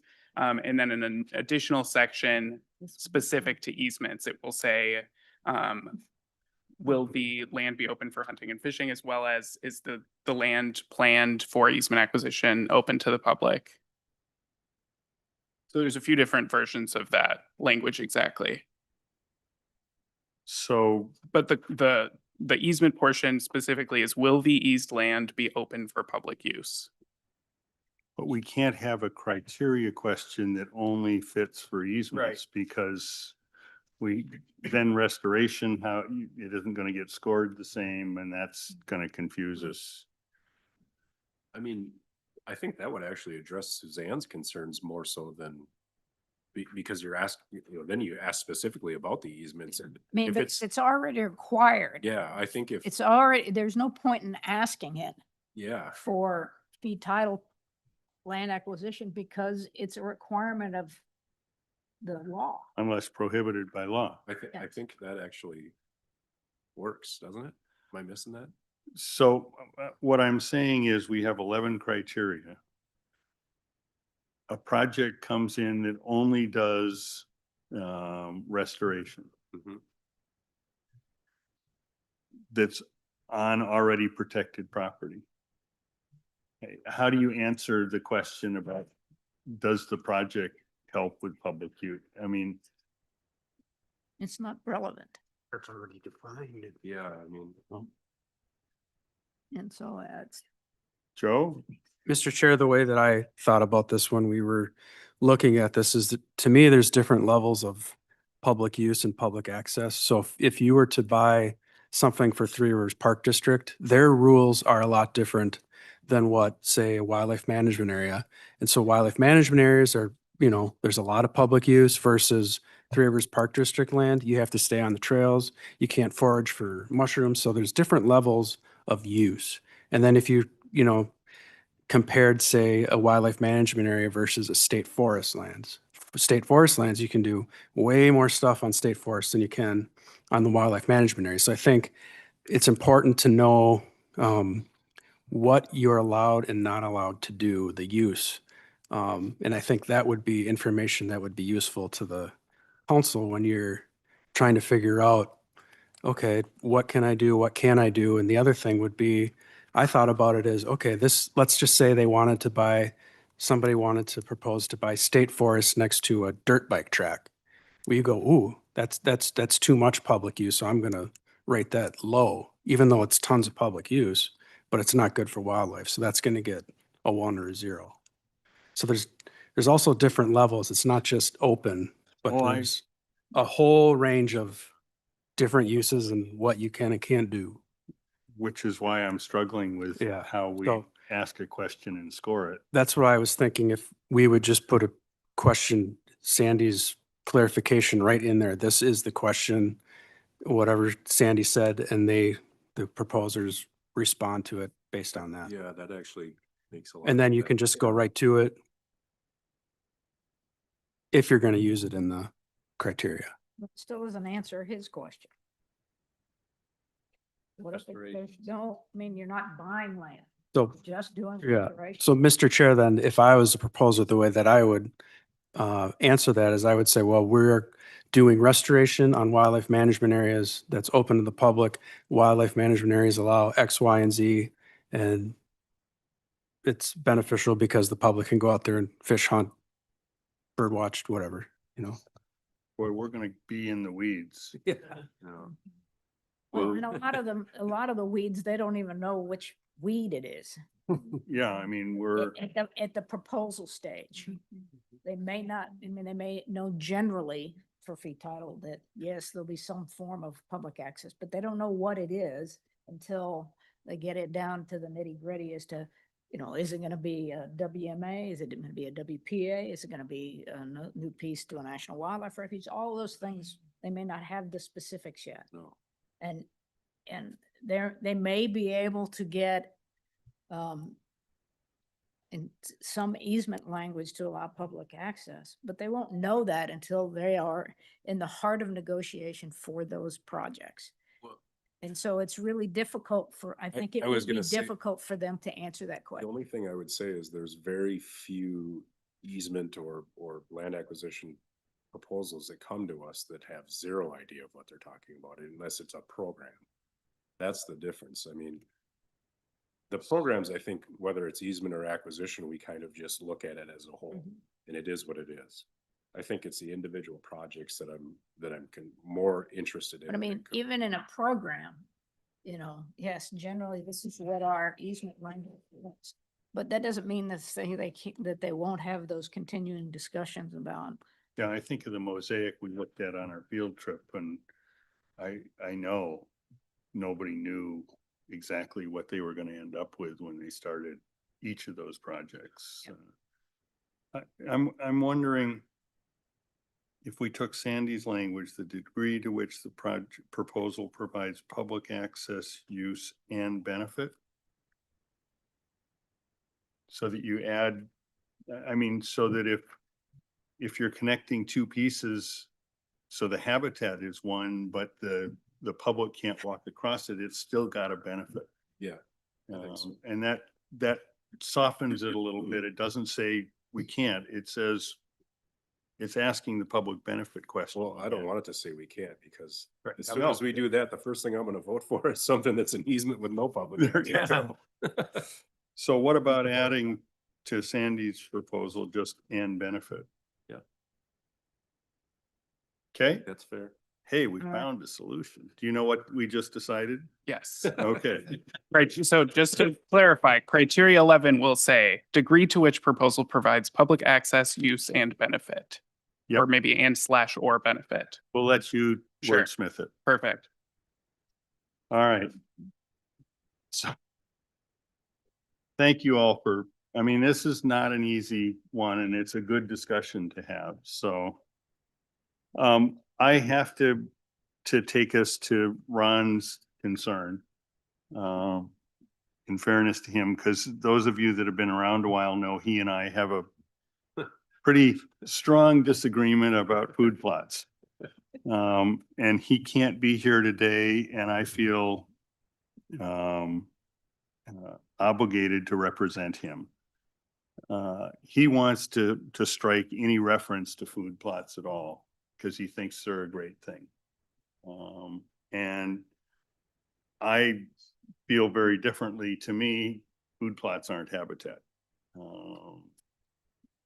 So we have a disagreement, and it's fine, and we're good friends, and we can get through it. But what we had sort of talked about is coming up with a percentage and asking proposers to say, if you are planning on exceeding this, you'll notify us, otherwise we're not going to ask. Kind of like the road question where we got to, you know, if you need a road for maintenance, we don't want to know about that. We want to know if you're putting in a trail through or something. And I heard staff say they don't want to set a percentage that then everybody can work up to because we've given them permission.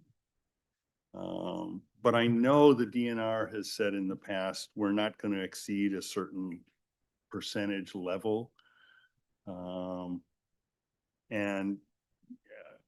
from Ron's perspective, setting that threshold where they don't have to disclose if they're gonna have food plots as long as it stays under a threshold would be a move forward. And I think it's important for me to represent him in saying that. The 5% was a number we pulled out of our, the sky, our ear.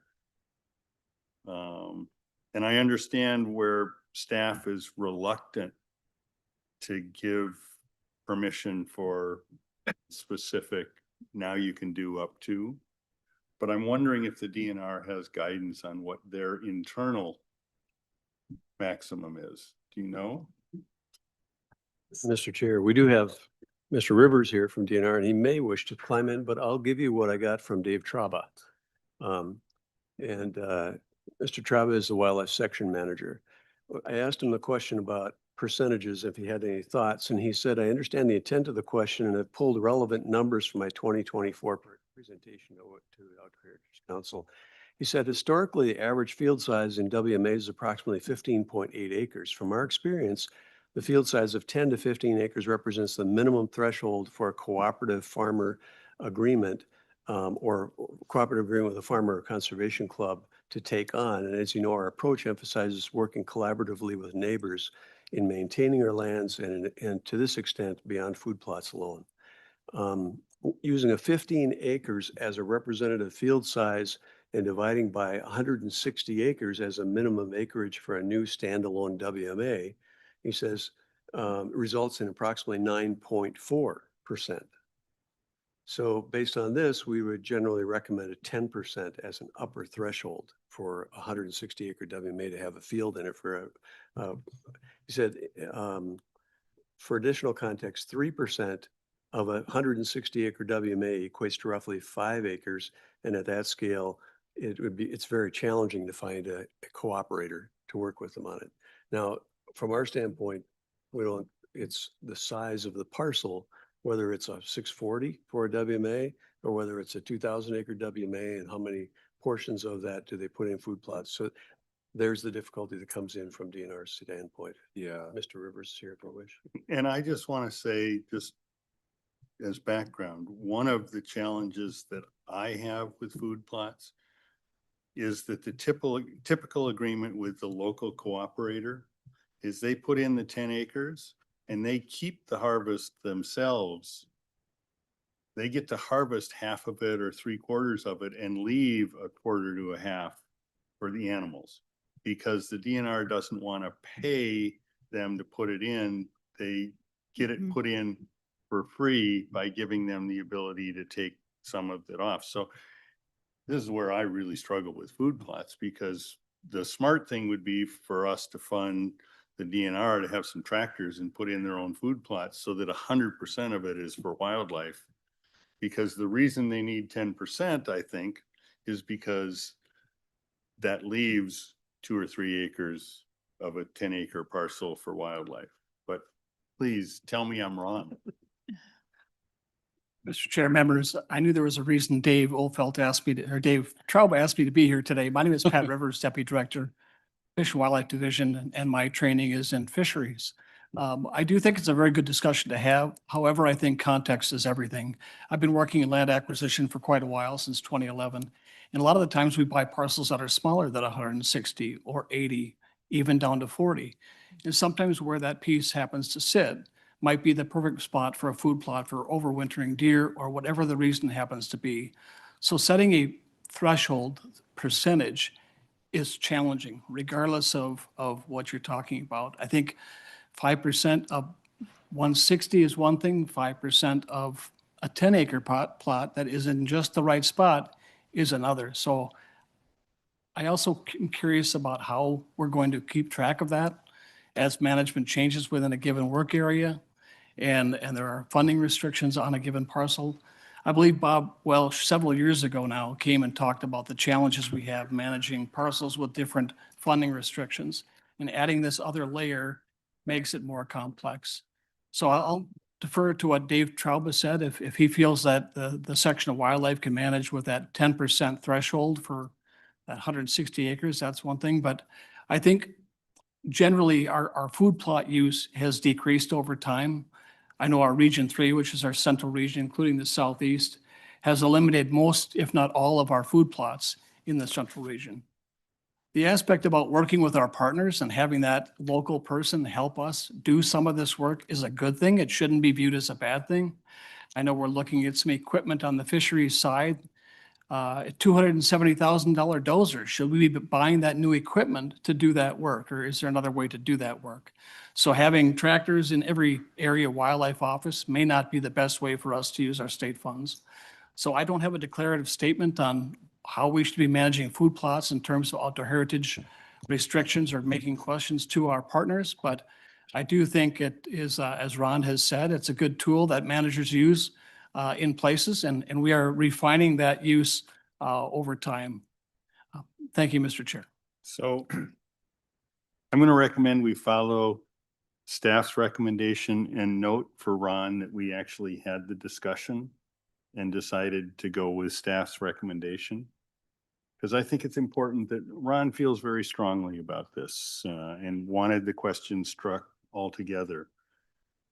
But I think it's important that there be it's kind of like neonics. We want to know if they plan on using them or not. We're not saying no, we're just asking for an identification of whether or not they intend to use them. And this is not something we can fully resolve. You had me totally confused to begin with, where you said you and Ron were on opposite ends, until I got more context of taking the harvest. Because I thought, why would you be opposed to a stand of corn or, sorghum or something? I was assuming it was being left in my mind. So now I get it. I also don't know that that's 100% accurate. At least on private easements, you're required to leave it. I just looked at my conservation plan for an easement. You're required to leave it. You can't harvest any of it. Yeah, So- but on state-owned land, it's a different, And it depends on who does the work. and Yeah. it's a quagmire we're not going to resolve. So my recommendation to the council is to leave what we have in, which is what the staff, after looking at this carefully, recommended. So that's just, Yeah, so I know that on federal lands now in the state of Minnesota, they don't do food plots. But would this question apply to, restoration activities where they're taking farmland, they're continuing to plant it for a couple of years before they can restore it?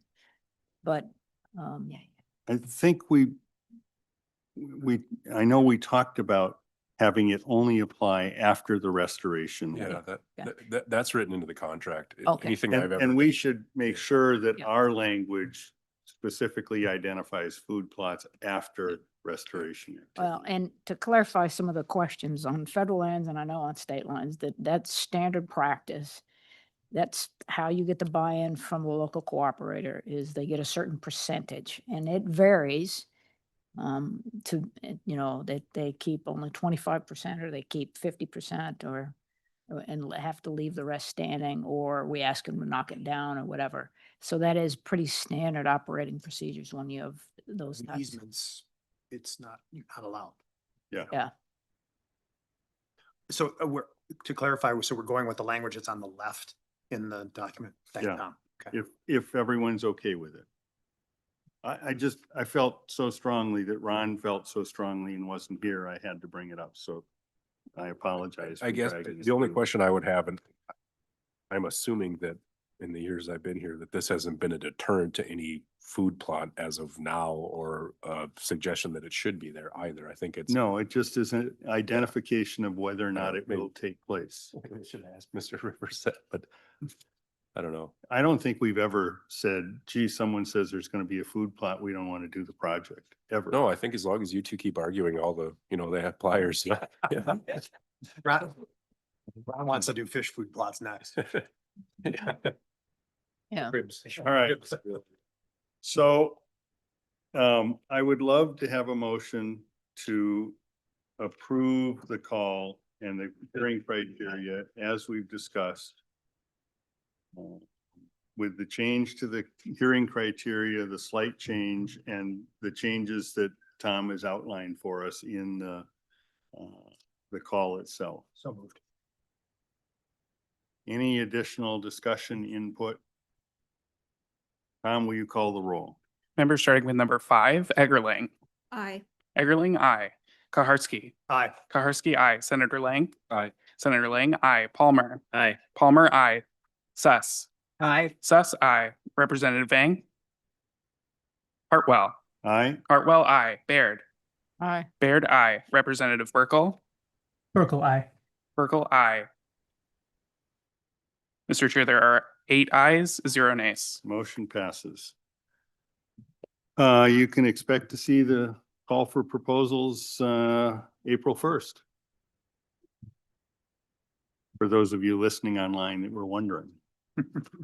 Next is 9, a discussion on the fee title acquisition with buildings in north central Minnesota. This is a continuation. Mark, do you have anything to say? No, we have, Mr. Chair, we have Ms. Knight and Ms. Don Carlos here to, or actually online, I believe, if nothing else, to provide testimony for us. Yes. I guess I could follow up a little bit, Mr. Chair. This was one where at the last meeting, last council meeting, the council, as you see in the memo, provided approval that they could move ahead and defining what they want to do with the property and with the execution on the buildings. So in essence, the bottom line was it's okay. The council was saying it was okay to go ahead and acquire the property as long as any value of the buildings over and above 10% of the acquisition price of the property would be paid for with public funds. And then beyond that, if they were able to sell the buildings, if they were able to sell parcels with the buildings, whatever, they would come back with a plan and drop that by the council and see if there was any change of opinions. And so maybe with that, I'll turn it over to Ms. Knight and Ms. Don Carlos to provide. Thank you, Director Johnson and Mr. Chair and members. My name is Annie Knight. I'm the Executive Director of Northern Waters Land Trust, and I'm joined today by Kathy Don Carlos, our Land Conservation Coordinator and Project Manager for this project, as well as Jared Mazurek, the Executive Director for the Minnesota Deer Hunters Association. As Director Johnson said, at the last Lessard-Sams Council meeting, we presented on the land acquisition project in Cass County that we've been working on since about 2024.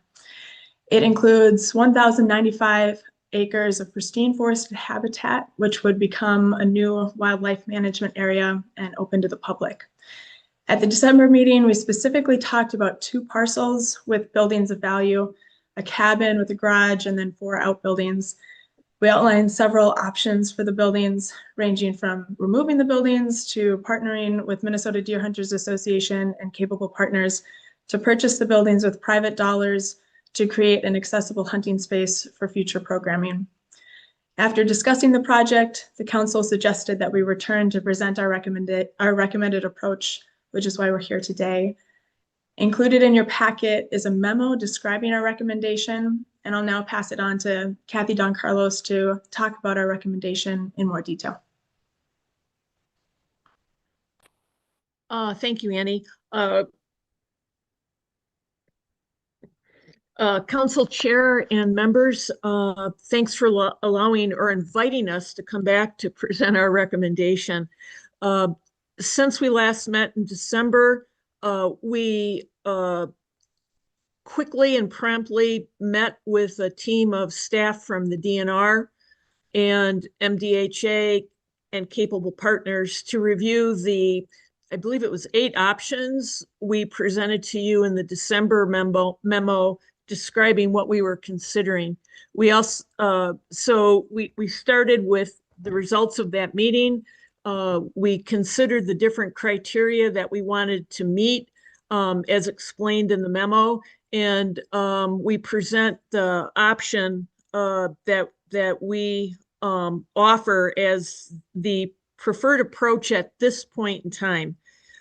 I do want to emphasize at this point in time, because things may change, but at this point in time, we're recommending that after Northern Waters Land Trust purchases the entire property, all 30 parcels, that the 2 parcels with the buildings be conveyed or donated to MDHA as the NGO, with the NOFR, notice of funding restriction, remaining on the property, and with the NGO purchasing the buildings at appraised value. Those proceeds from the purchase of the buildings would be returned to the Outdoor Heritage Fund. So we looked at this in many different ways. We had discussions as a team. We looked at it from a DNR perspective as, you know, this, we want to make sure that the management of the WMA is not at risk with any future ownership scenarios. And I also met with DNR grants to specifically talk about some of the transaction options. And it was clear to me at the end of all of these discussions, and I do have to thank LSOHC staff for being part of our last work meeting in between the holidays. They brought a lot to the table, a lot for us to think about, and for me, gave me more confidence in recommending this final option. So we'll stand for your questions and hope that we've met your assignment that you gave us at your last meeting. Questions? I guess the only question I have is, I don't know what paragraph it is in your memo, but it does talk about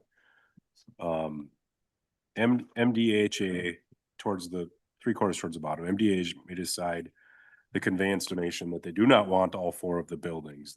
Or the land trust will remove the unwanted buildings, convey, donate land, sell the remaining buildings. Can you just clarify what buildings we're talking about again? I know there was, you know, a couple that had value and maybe a couple that didn't. I'm just making sure that, I think when the council closed out on this conversation, that we had all said, please do not tear the buildings down because they have value, they have significance. We can't pay for them, but please, you know, make it part of the package. And I just want to have some clarification that we're still on the same footing, I guess. Understood. So Chair Hartwell, Senator Lang, and council members, of the 30 parcels that we'll be purchasing, 3 have buildings. One of those parcels, the buildings are very low value, and we've received permission from the council staff to go ahead and demolish those dilapidated buildings. There are 2 parcels that have buildings of value. One has a cabin that we hope can be modified for disabled hunt programs in the future. And then the second parcel with buildings of value have 4 outbuildings.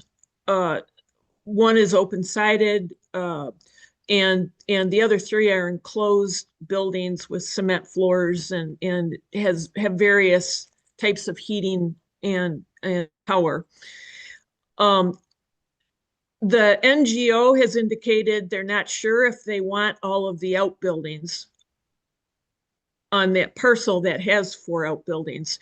And so we are, if Senator Lang, if the NGO comes back after they physically view the property, because we have not made arrangements with the seller to do that yet.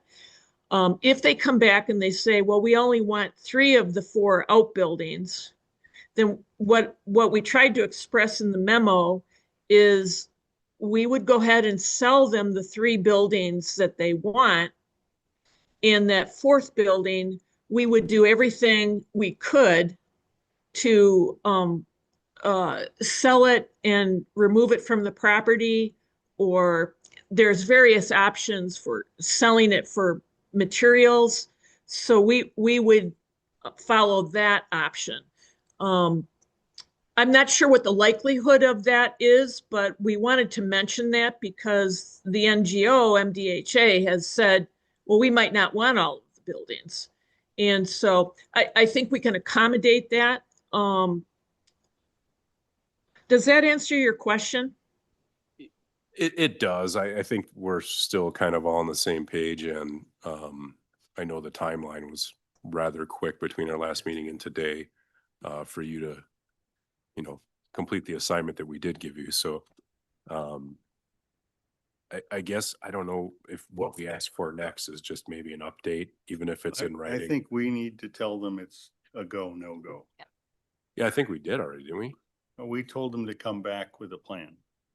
So they're bringing us a plan and asking us to say yes or no, I believe. I think we gave them an indication, but we didn't. Yeah.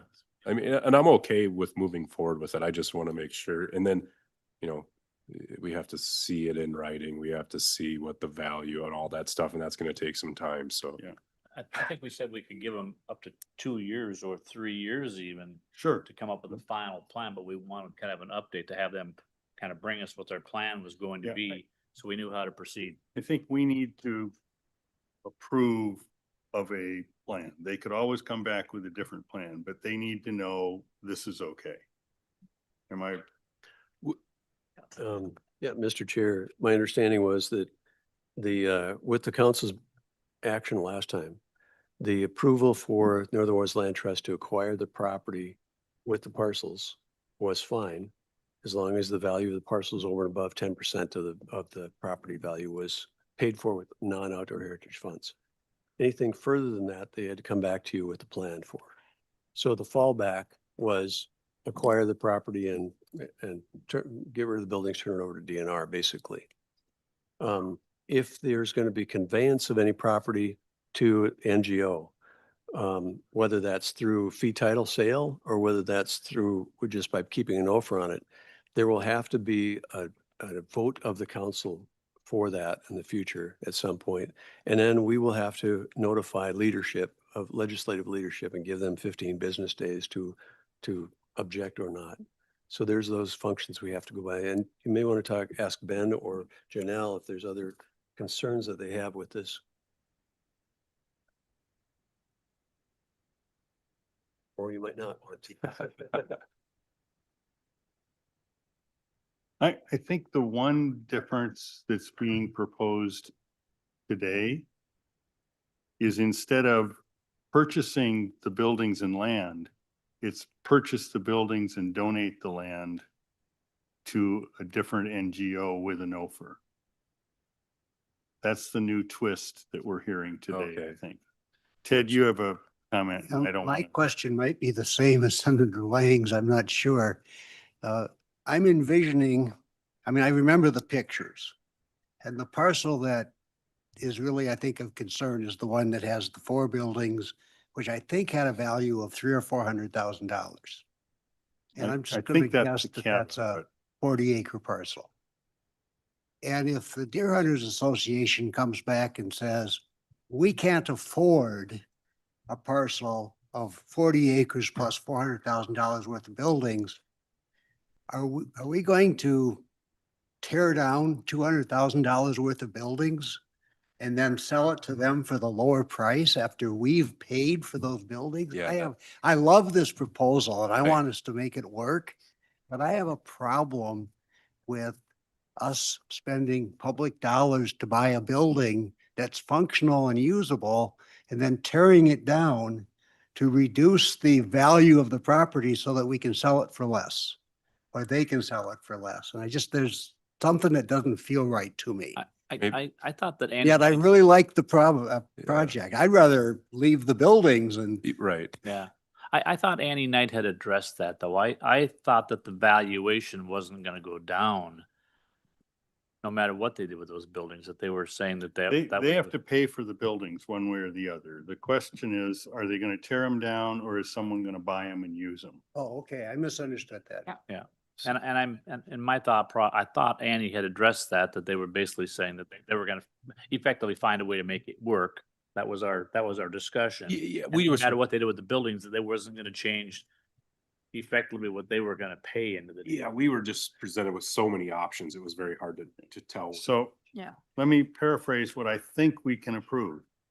And then you can decide whether I'm right. It would be okay for Northern Waters Land Trust to buy the 30 parcels, to separate out the 2 parcels with buildings and donate those pieces of land to MDHA with a NOFR saying they can't develop it, and the understanding that MDHA would pay for the cost of the buildings, Yeah, and they have up to 3 years to do it. and they have 3 years to do it. Is that That- okay with everyone? Yes, because I think the issue was the Misunderstood. value of the land underneath those buildings. They couldn't afford, MDHA probably Both the couldn't afford to buy buildings the land and the the land. buildings. Correct. Or that's why there was a discussion about, well, can we give them 1 or 2 acres? You know, subdivide the parcel, so Yep. they don't have to worry about that, was some things we kicked around, but that I agree with your restatement. So I'll make that as a motion. How about that? So it's of record. The council will go on record saying that it is fine with Northern Waters Land Trust buying the 30 parcels with the buildings on it, 32 parcels? with however many parcels there are. And that they can donate the parcels that have existing buildings on it on the condition that they are paid for the value of the buildings, and that money reverts to Lessard-Sams. And if I can add to that, Can. the aspect of a conservation easement that goes with the land underneath those buildings, correct? There is a NOFR that would go with the deal, so they could not dispose of the property for development, because the NOFR would reside. And they have up to 3 years to pay for the buildings or tear them down. Or add additional members to the MDA group. What additional members? Any other NGOs that feel that they would be willing to.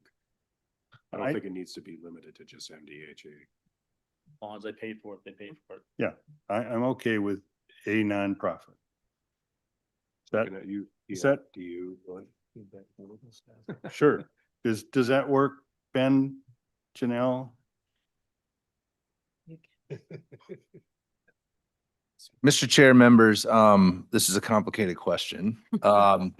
You think? So it sounds like with respect to the buildings, there's no issue because the fund will be made whole. The question is about the land and the donation of the land. And keeping a NOFR on the land ensures that it can't be conveyed without council approval, but it doesn't by itself, in my view, guarantee that it will be used for a habitat purpose. Ms. Taylor pointed out that it does, I'm looking here at 97A056 sub 15, it does say that the interest in real property has to be administered in accordance with the terms of the grant agreement.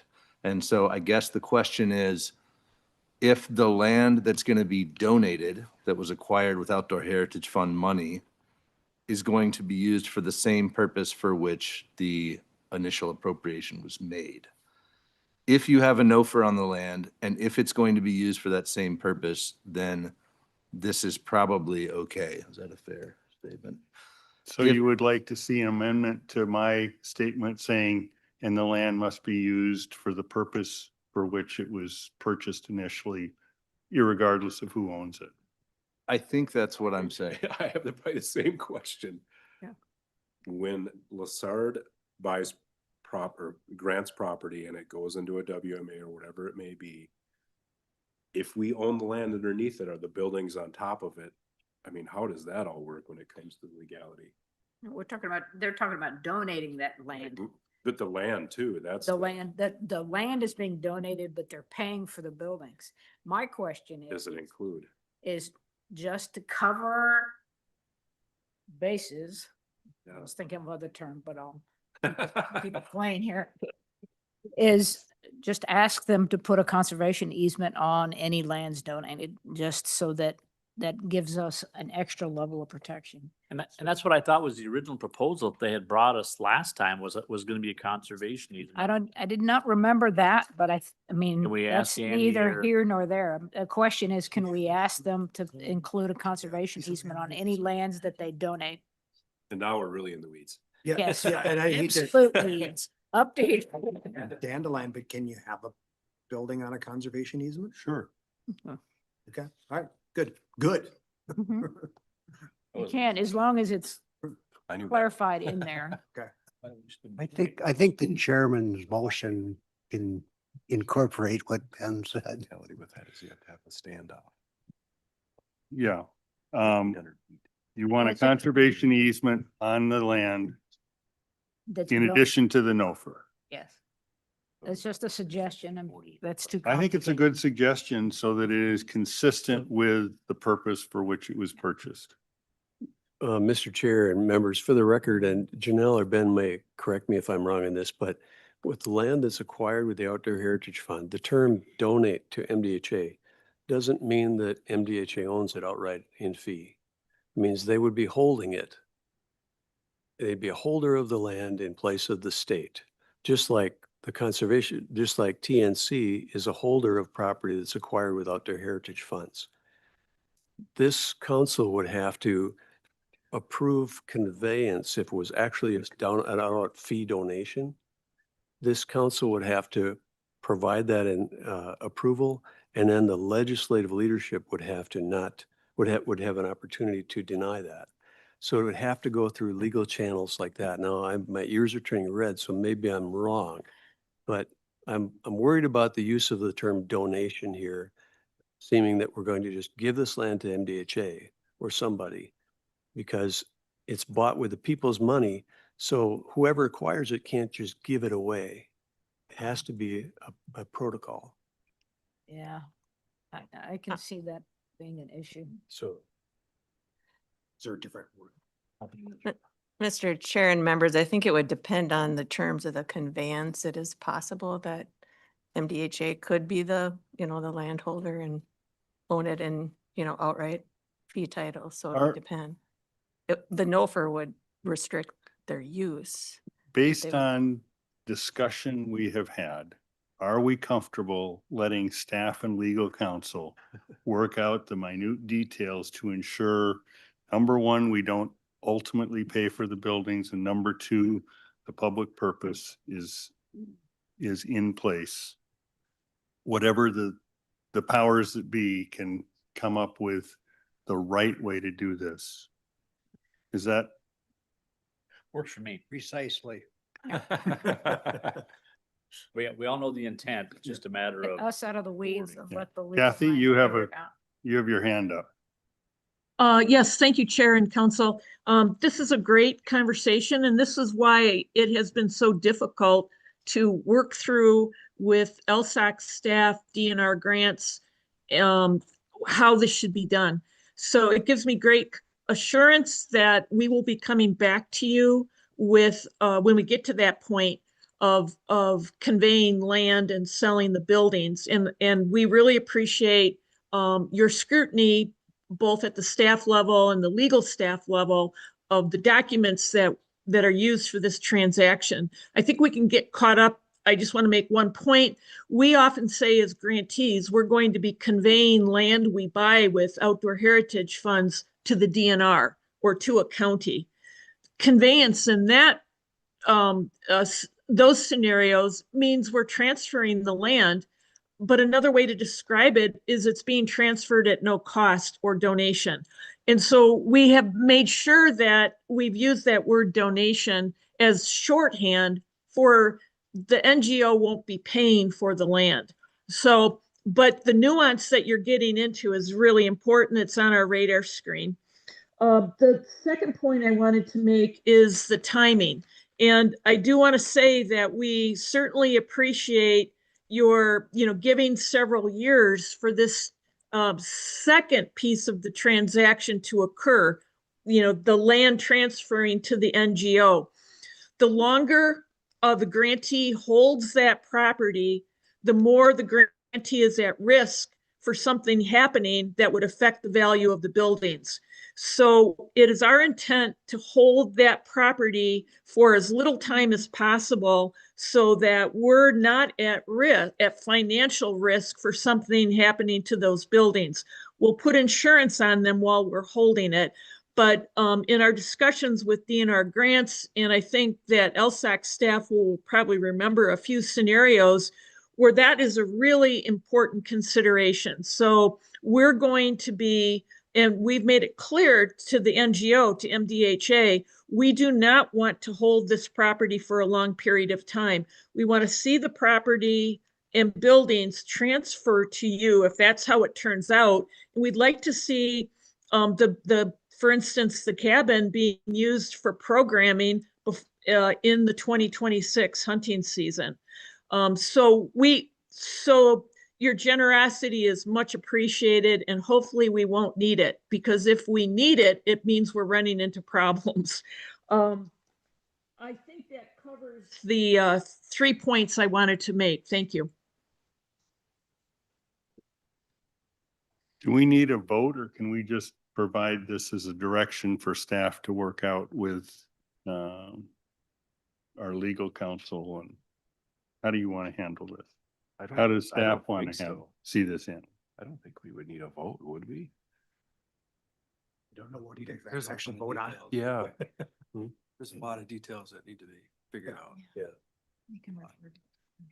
So I suggest you work out the details and come back to us with an exact plan. I mean, it is. Nobody's opposed to it. We just Yeah. want to see The timeline wouldn't start till July 1 anyways.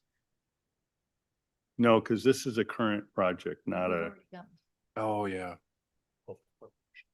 Wrong year. Chair Hartwell and Council, we can certainly do that. okay? It's on our May agenda for you guys to work out and bring back a detailed plan. If they have something worked out sooner, would you do a Zoom? Teams? If we could do it in collaboration with something else, I'd be happy to do that. I'm just thinking you got February too. I don't know if they'll be, we can ready. Yeah, by if we're then. gonna have a February, if there's a plan in place, we can do it then. Right. I just don't want to promise. Got it. Well, you Oh. could, I guess that they know we have a February meeting coming up, and if they have details ready for us by February, We would take add it to action. the agenda. There is not opposition. There is just February is an unusual a meeting. desire for detail. We usually don't meet in February. Ben? I'm sorry, Mr. Chair, and members, we were having at least 3 conversations, but I see, people looking over here. Is there something you needed from us? Was there a question? Only if you had anything you wish to interject at this point. No, I think we're gonna have to have a lot of conversations, and we will do our best to sort this out to the council's satisfaction. We appreciate it. Welcome, Christina. It's now been dumped in your lap. Education of Ted question. When we approve a grant to an organization to buy land that they then transfer to DNR or the county, they don't come back to us for approval of that transfer, do they? No, because it's generally in the proposal that It's that's what okay. they're intending to do. This was above the threshold for buildings. No, I just was wondering in general. No, they don't, We don't reapprove or No, no, revisit those. we this is don't. an unusual one because of the building issue.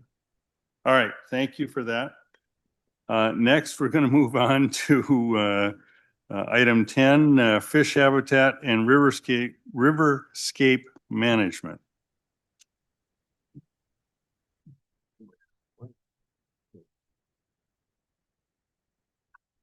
We are running quite late. Wait. What's that?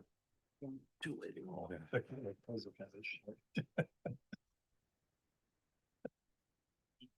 Got 5 minutes. In between you and a beer.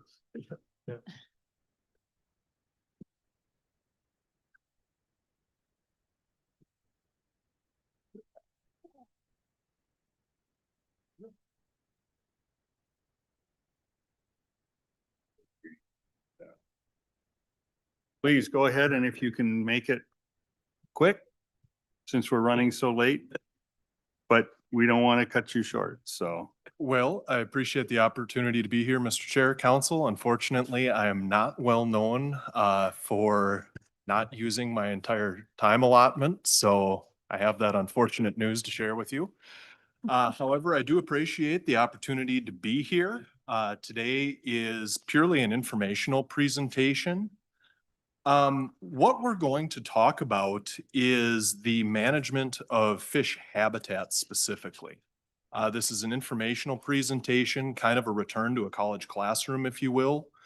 And what I would like to leave you with today is, either a perspective of how the DNR views fish habitat management.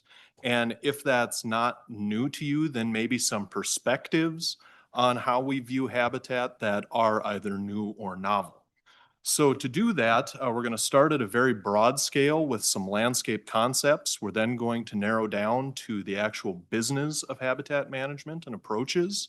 And then finally, we'll apply that conceptual material to actual case studies that we as managers deal with out in the field.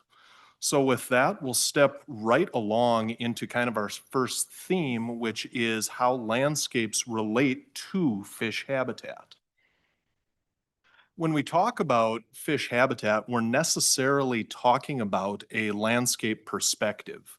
And the reason we do that is because it allows us as managers to properly contextualize the resources with which we're charged to manage. This involves us being knowledgeable about things like landscape history, land use, that flowing into an understanding of habitat distribution, then gradients within that habitat distribution across space, upstream, downstream, things like that. And this finally manifesting as potential habitat limitations that we need to address. So as we apply this thinking to the Red River Basin, what we see is a landscape that is profoundly shaped by glacial forces. And we see that evinced by the topography, the superficial geology underneath that topography. And this kind of segues into this first big idea of the day that's going to link the entire talk. And that's the concept of the riverscape. Now, as managers, we think about fisheries through this riverscape lens because it's how we link the habitat itself, the processes that sustain it, and then layer the fishery and its management on top of that understanding.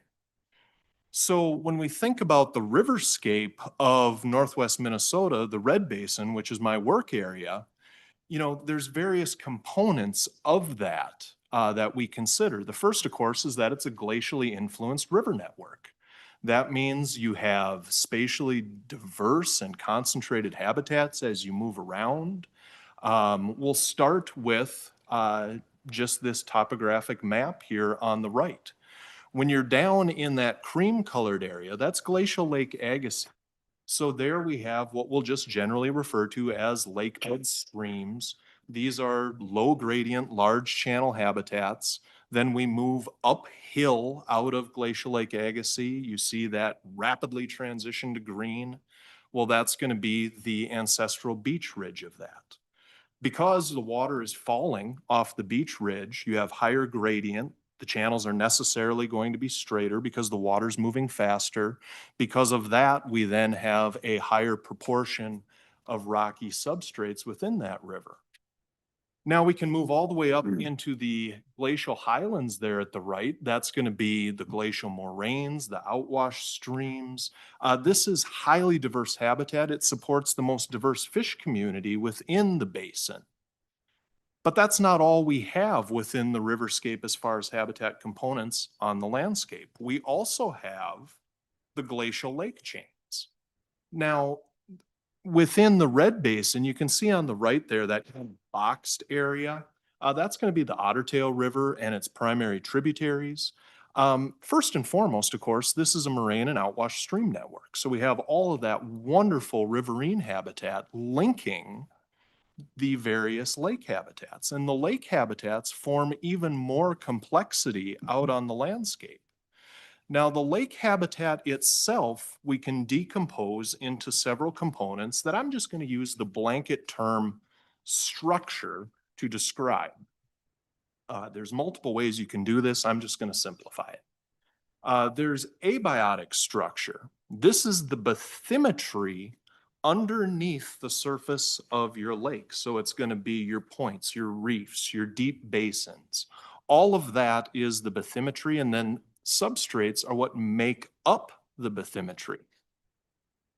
But to understand how abiotic structure affects the fishery, we need to return to that idea of the riverscape, and we actually need to go back in time and understand the processes that formed the abiotic structure to then understand potential limitations out on the landscape. So keep your eye on that kind of lakes country as highlighted on the screen here as we transition maps. Now what we're looking at is the University of Minnesota's surficial geology map. So each one of those different colors on that map actually is a different depositional feature out on the landscape. Within lakes country, if you will, within that box, those are all glacially derived deposits. So those are moraines and outwashes. And what that actually is if we think back to the Ice Age for a moment, the huge bulldozer of the glaciers moving down from Canada, when those stopped, all the material inside the dozer essentially is going to be our moraine deposit. Then as the glacier begins to recede, it melts. You then have rivers running off of the glacier, moving that gravel, moving that cobble downhill, where those outlet are the outwash plains themselves. So this is the cause of all of that wonderful geologic complexity on which our rivers and streams of my work area exist. Now onto that complexity, we then layer the biotic components of structure. This is going to be our vegetation. This is emergent vegetation, submergent vegetation, riparian vegetation. This is trees on the edge of your lake that then fall into the water and all the attendant processes that follow on there. So there's just this wonderful world of structure that's within both the lakes and the riverine components of our habitat. But wait, there's more. We, of course, have physiochemical habitat that we have to add. This is where we add in hydrologic and hydraulic habitat processes. We begin to think about things like thermal habitat. We have chemical habitat. Chemical habitat is where we begin to think about water quality, nutrient states of systems, that sort of thing. So this is all the mental model of when you say the words fish habitat. This is what you're talking about, is all of this combined into this riverscape big idea. And so what I would like you to do, if you haven't already done this, because many of you probably have, is adjust our thinking.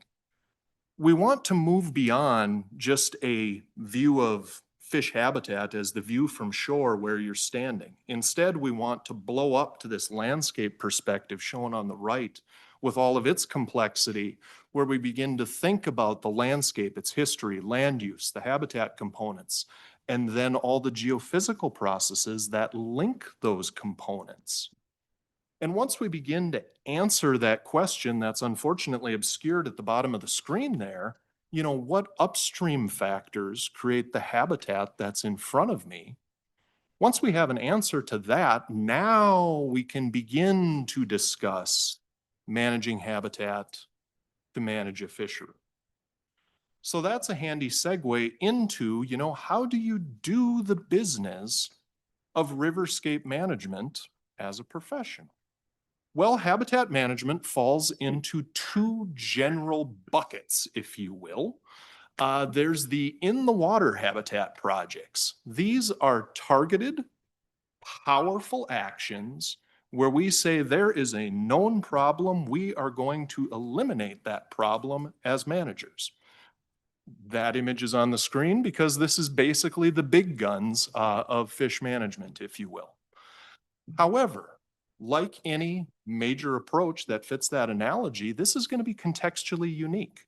We need to think about the various landscape influences, the various structural habitats at play, the physiochemical habitat, and how all of this is going to interact differently as we move from site to site. And it's what makes do A, get B, do A, get B simplistic thinking about in the water habitat management, generally speaking, inappropriate.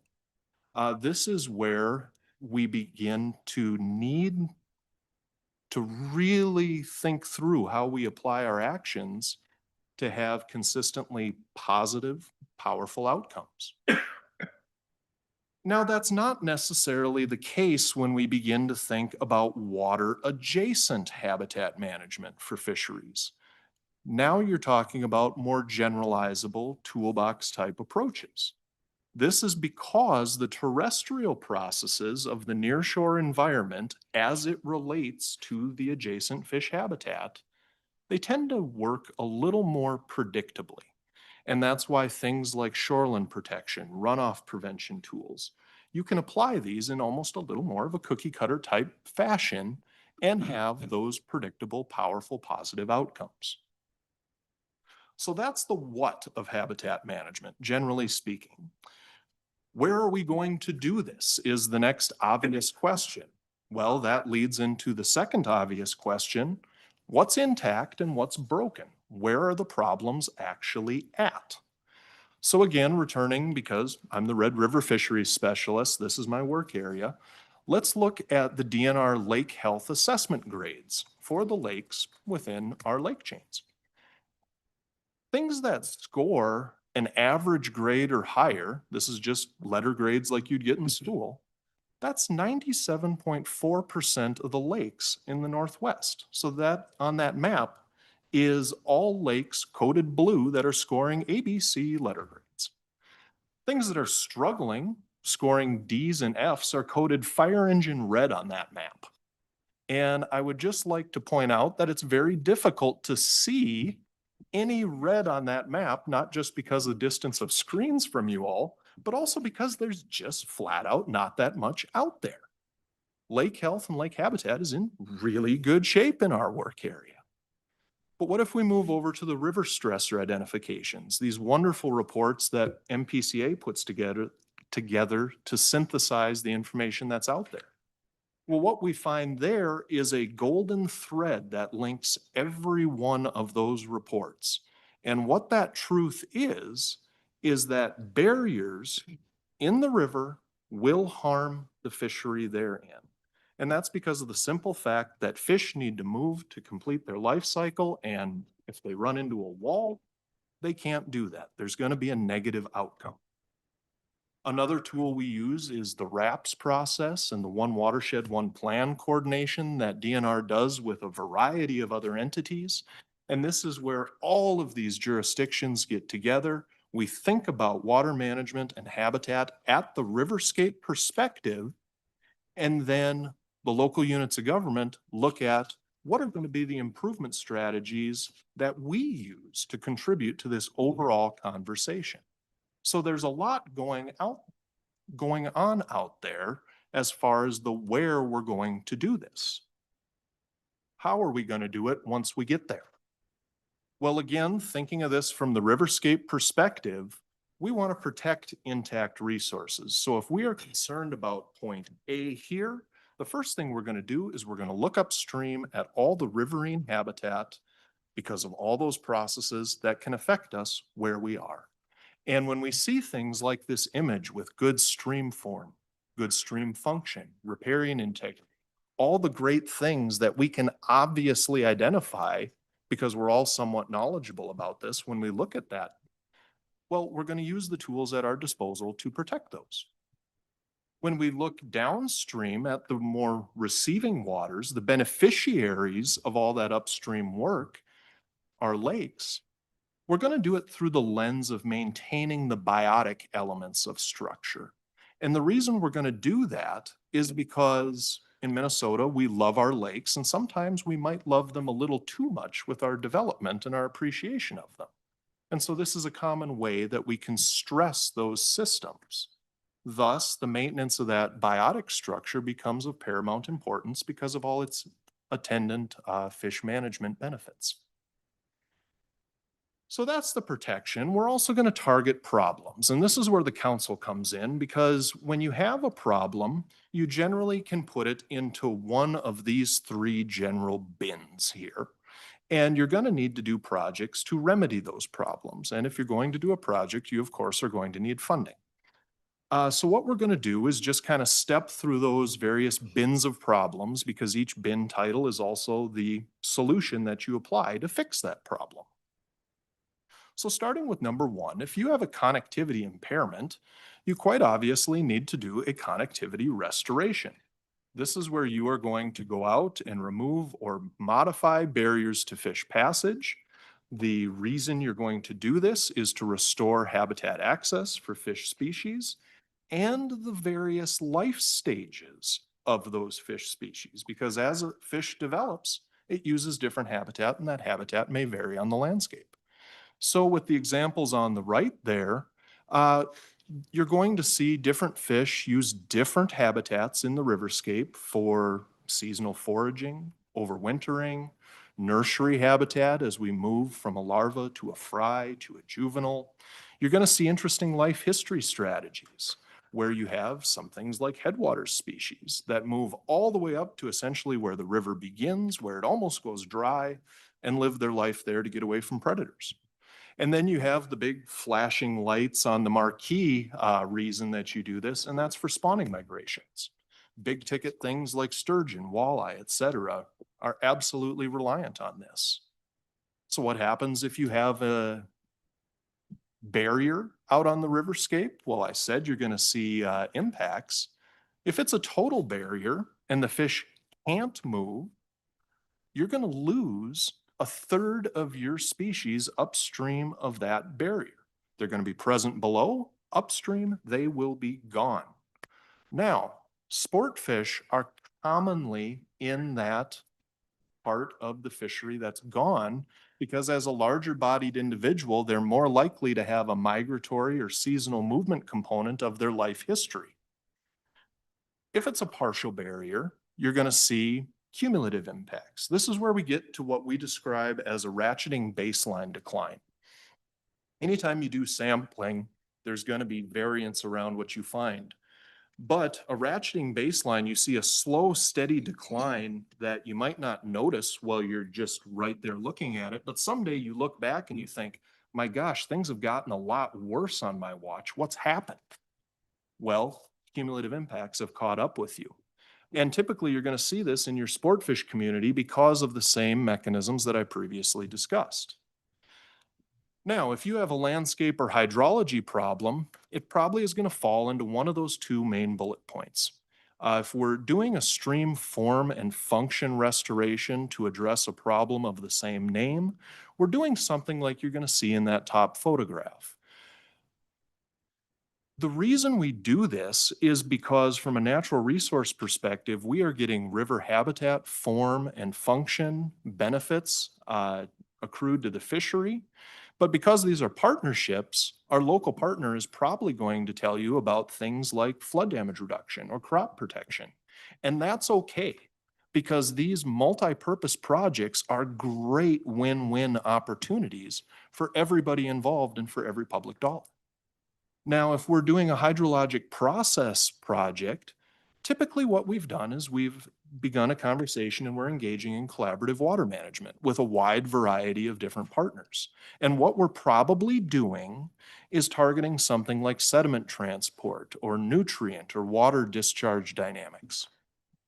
Again, these are going to be big partnerships. They're probably already highlighted as problems in various planning efforts. And what we're going to see here is large-scale BMP implementation, best management practices.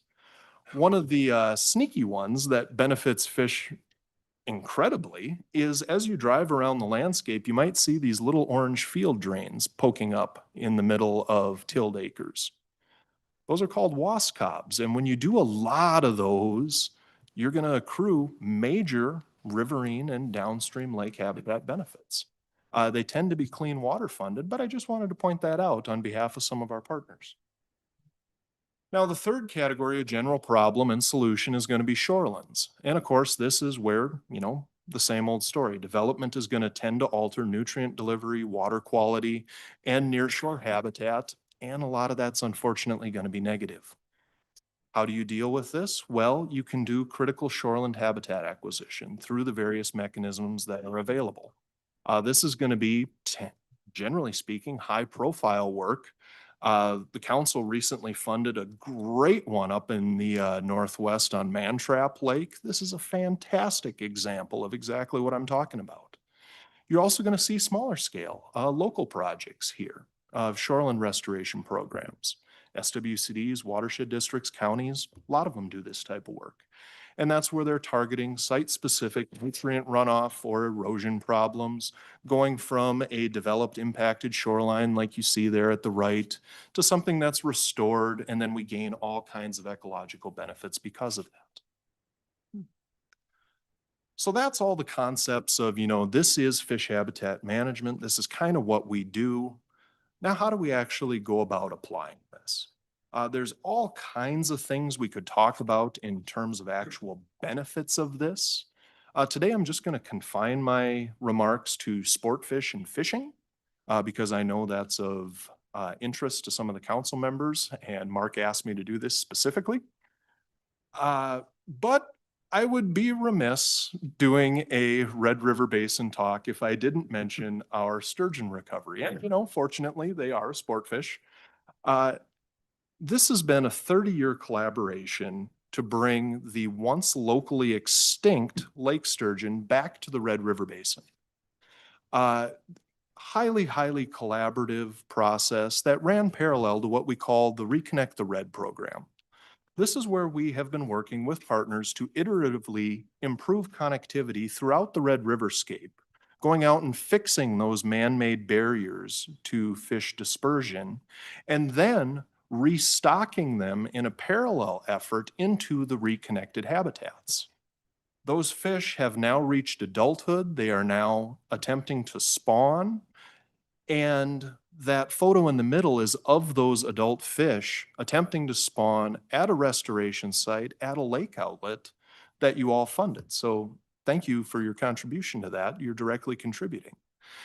If you're not familiar with this program and its history, you can scan that QR code on the screen. That'll take you to a feature-length documentary about the program, its history, as well as the role that council funding has played in this effort. And I'd highly recommend that if you don't know about this program, maybe take advantage of this resource. But all of the ecology aside, I promised this would be about sport fishing. This has turned into a heck of a lot of fun for our anglers. People are now setting out in the open water period to target red basin lake sturgeon to the extent that Minnesota Bound has actually done a pair of episodes on this with Ron. So those are the episode numbers called out there if you want to check that out. But my point in bringing this up is this is targeted connectivity improvements, riverscape management that is creating better fishing through the restoration of those ecological processes. Now, here's where we're going to really journey into the weeds. For the rest of my time, I'm going to talk to you about how you can apply everything that I've previously discussed to walleye management. And what we're going to think about is habitat management for walleye year class production. And to do that, we first need to understand the three primary modes of walleye reproduction, and then we'll have extensions to the habitat use that eventually would manifest as year class production. So jumping right in, these are those reproductive modes as far as where the fish lives and then where it goes to reproduce. We'll start at the top with the lake resident lake spawners. Now you need to understand that there is a mountain of research on this. It's been of concern to fish managers for quite a long time, so you're only getting a very brief primer. However, we'll just start with Minnesota's large lakes. These are our marquee walleye fisheries in the state, and what you're seeing in that figure is the factors that are most closely linked to year class production within those walleye fisheries. The variables right at the very top, the most important variables, are all thermal habitat linkages. So there is a very strong habitat influence, but it happens to be thermal habitat in these marquee fisheries. Well, that's the marquee fisheries. What about all the rest of the fisheries? Well, for that, we can look at some more recent research, and this is a little more complex. Looks at a couple different aspects of habitat, and we'll kind of walk through it. Starting with that graph on the left, variable on the bottom, this is lake littoral area. So it's getting at abiotic structural habitat. This is the shallows where light can reach the bottom as a proportion of overall lake surface area. As you can clearly see, there's a sweet spot there that tends to favor year class production. If we move to the panel on the right, that has obvious linkages to the thermal habitat availability because light reaching the bottom, we're now talking about warming. So there's going to be a thermal habitat related sweet spot, which isn't surprising given the research we just saw. Now let's compare that to biotic structural habitat there on those vertical axes. This is percent vegetation of the littoral area. And I'd like to call your attention to the very firm plateau that exists right about at 50%. That's quite remarkable.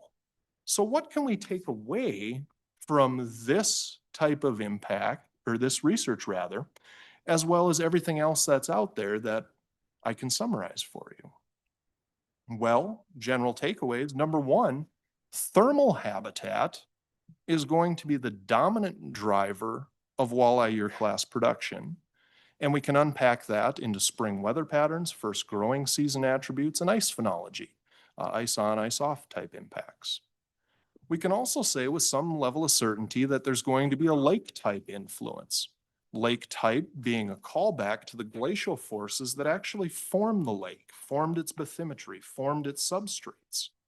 Generally speaking, not so good walleye systems are going to be mostly shallow and vegetation dominated, whereas generally better systems are going to be a bit more bathymetrically complex. And within the littoral area of that complexity, we can expect about 50% vegetation is fine. More than that, maybe not so much. Now, I don't want you to think that the percent vegetation is a weeds are bad type thing. Rather, what that is actually a much more nuanced issue where lake type relates to the dominant fish community that can be expected in that landscape context. So it's a little more nuanced than you might think. And this is a great time to pump the brakes and answer a real common question you get as a fish manager, particularly someone interested in habitat. A lake association will quickly ask you, well, I didn't see anything about physical habitat in there. What about in-lake spawning habitat for the walleyes? Is there enough? Should we add more? Would it make a difference? Well, that's a really good question. But I'd have to direct you back to those riverscape history maps, particularly the geologic history, those glacial moraines, the outwashes. All of that means in quote unquote lakes country, we're sitting on vast, vast superficial deposits of gravel, of cobble, i.e. the very substrates that lithophilic broadcast spawners, so rock-loving spawners, which is a walleye, prefer. Thus, this type of physical habitat is not known to be limiting as it relates to walleye year class production. So the bottom line here is that there's no clear in-lake habitat actions that you can take as a manager that you can confidently say will improve walleye year class production. And that statement is based on, like I said, decades of reproduction and recruitment research focused on this species range-wide, quite a few habitat modification trials because we've been in this business for a very long time, as well as current riverscape habitat occurrence patterns. Now, mind you, that's for lake resident lake spawners. This is very much not the case for the other two reproductive modes of walleye. And we can combine these because they both are using river spawning habitat and they exhibit similar behavioral and habitat use tendencies. Now, it doesn't matter what decade the research was conducted in, the same story is told again and again. In the spring, walleyes will, 1, undertake movements upstream into tributaries. 2, they will find riffles, rapids, or areas of swift current therein. And then 3, exhibit lithophilic spawning tendencies. There's that word again, lithophilic. This means that there's going to be predictable hotspots on the landscape where spawning effort occurs. And as a manager, you can then find blockages to where hotspots should be, and typically you'll find a barrier in between.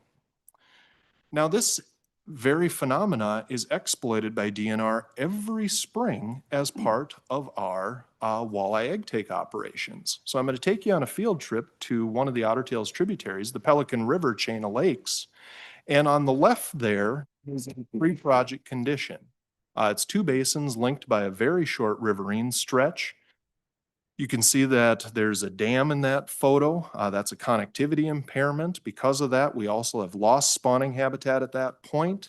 But what I want you to think about is in the spring, the sun beating down on those dark shallows, warming that, creating that thermal habitat that we know is important for year class production. And then think that because of that riverine influence, this part of the lake thaws earlier. So it's got very unique habitat attributes. Now, post-project, after that restoration, you can see the egg take operation in full swing there, but look right behind it at that restored rapid habitat. That's that connectivity project, providing the lost lithophilic spawning habitat. And if you were on that bridge observing the egg take operation, you need only look straight down to see extremely heavy walleye site use at this location. But this is just one egg take location. I want to emphasize the importance of this by looking at egg take locations statewide that DNR uses.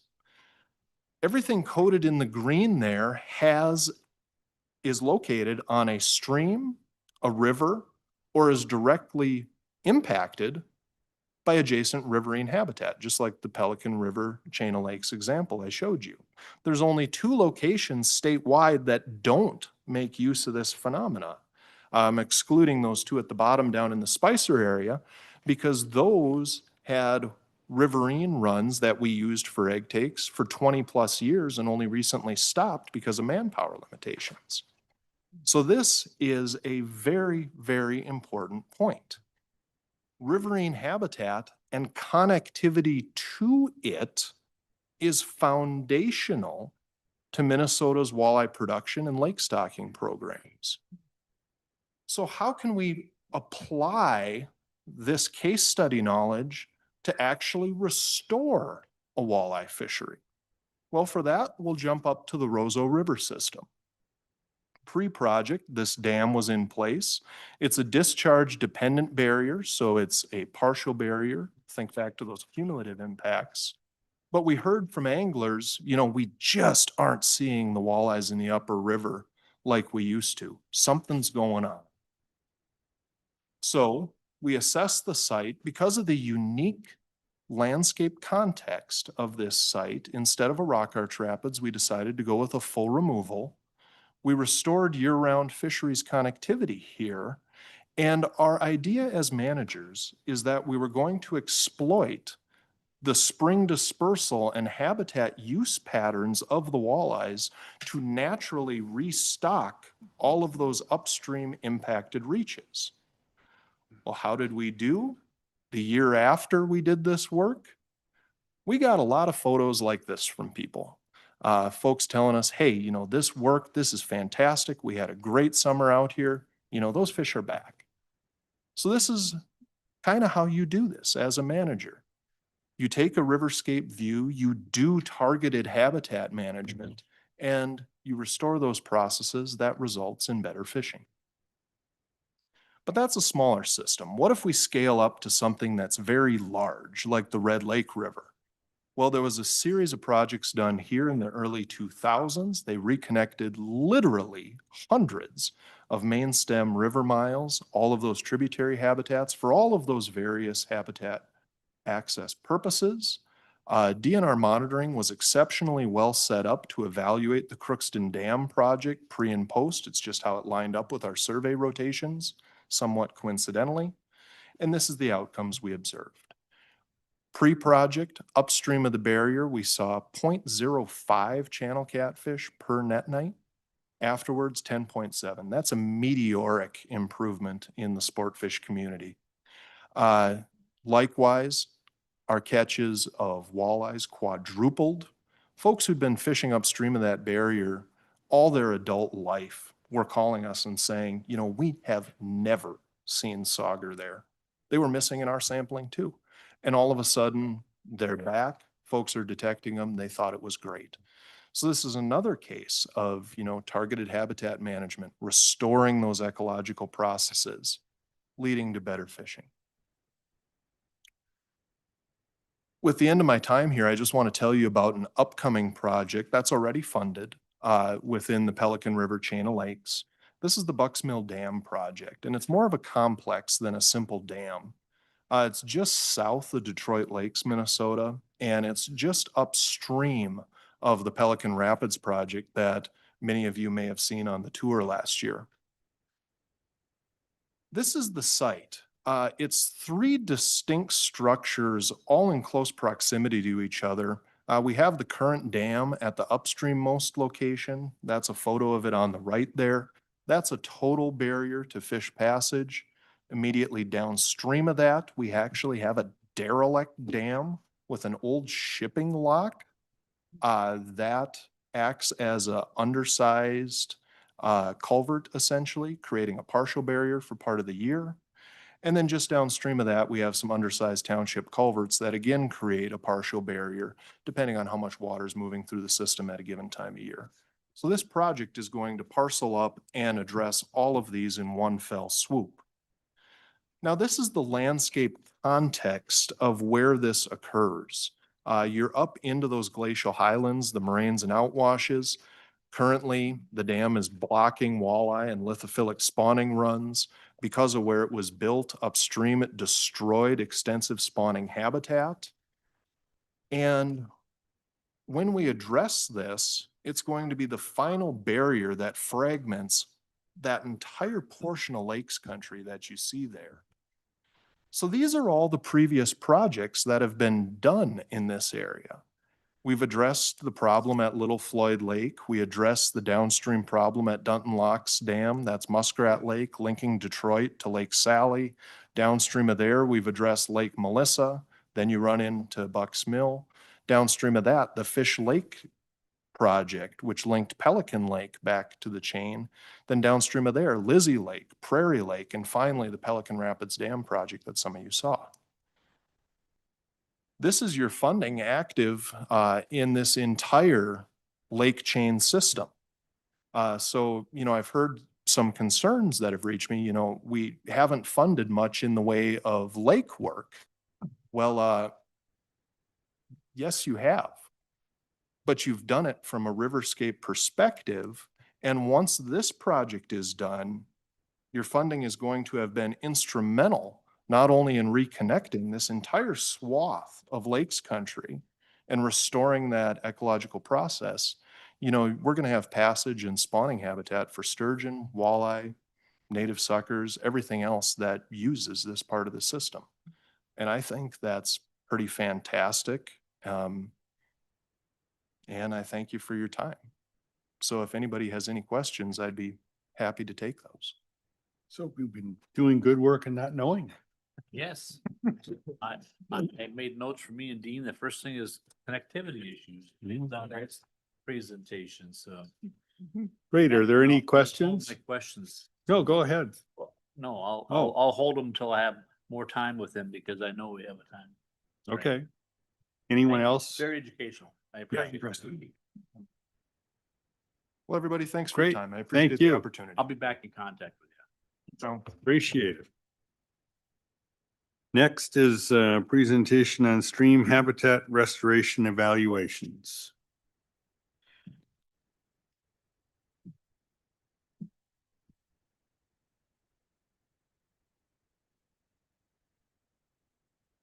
I got my notes outside, but remember what I was gonna talk about. That's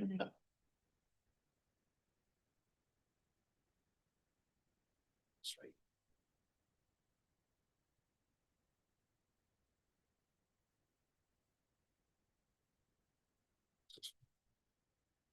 Hey, Mr. Chair, council members, thank you very much for the opportunity to come present some information to you today. I'm Doug Dieterman. I'm a research scientist in the fisheries research section within the DNR. And I've been working for past several years on a project to kind of evaluate some of the stream habitat restoration projects that have been done in southeast Minnesota. And I do want to note that I'm confining pretty much most of my results are from the southeastern part of the state, not necessarily statewide.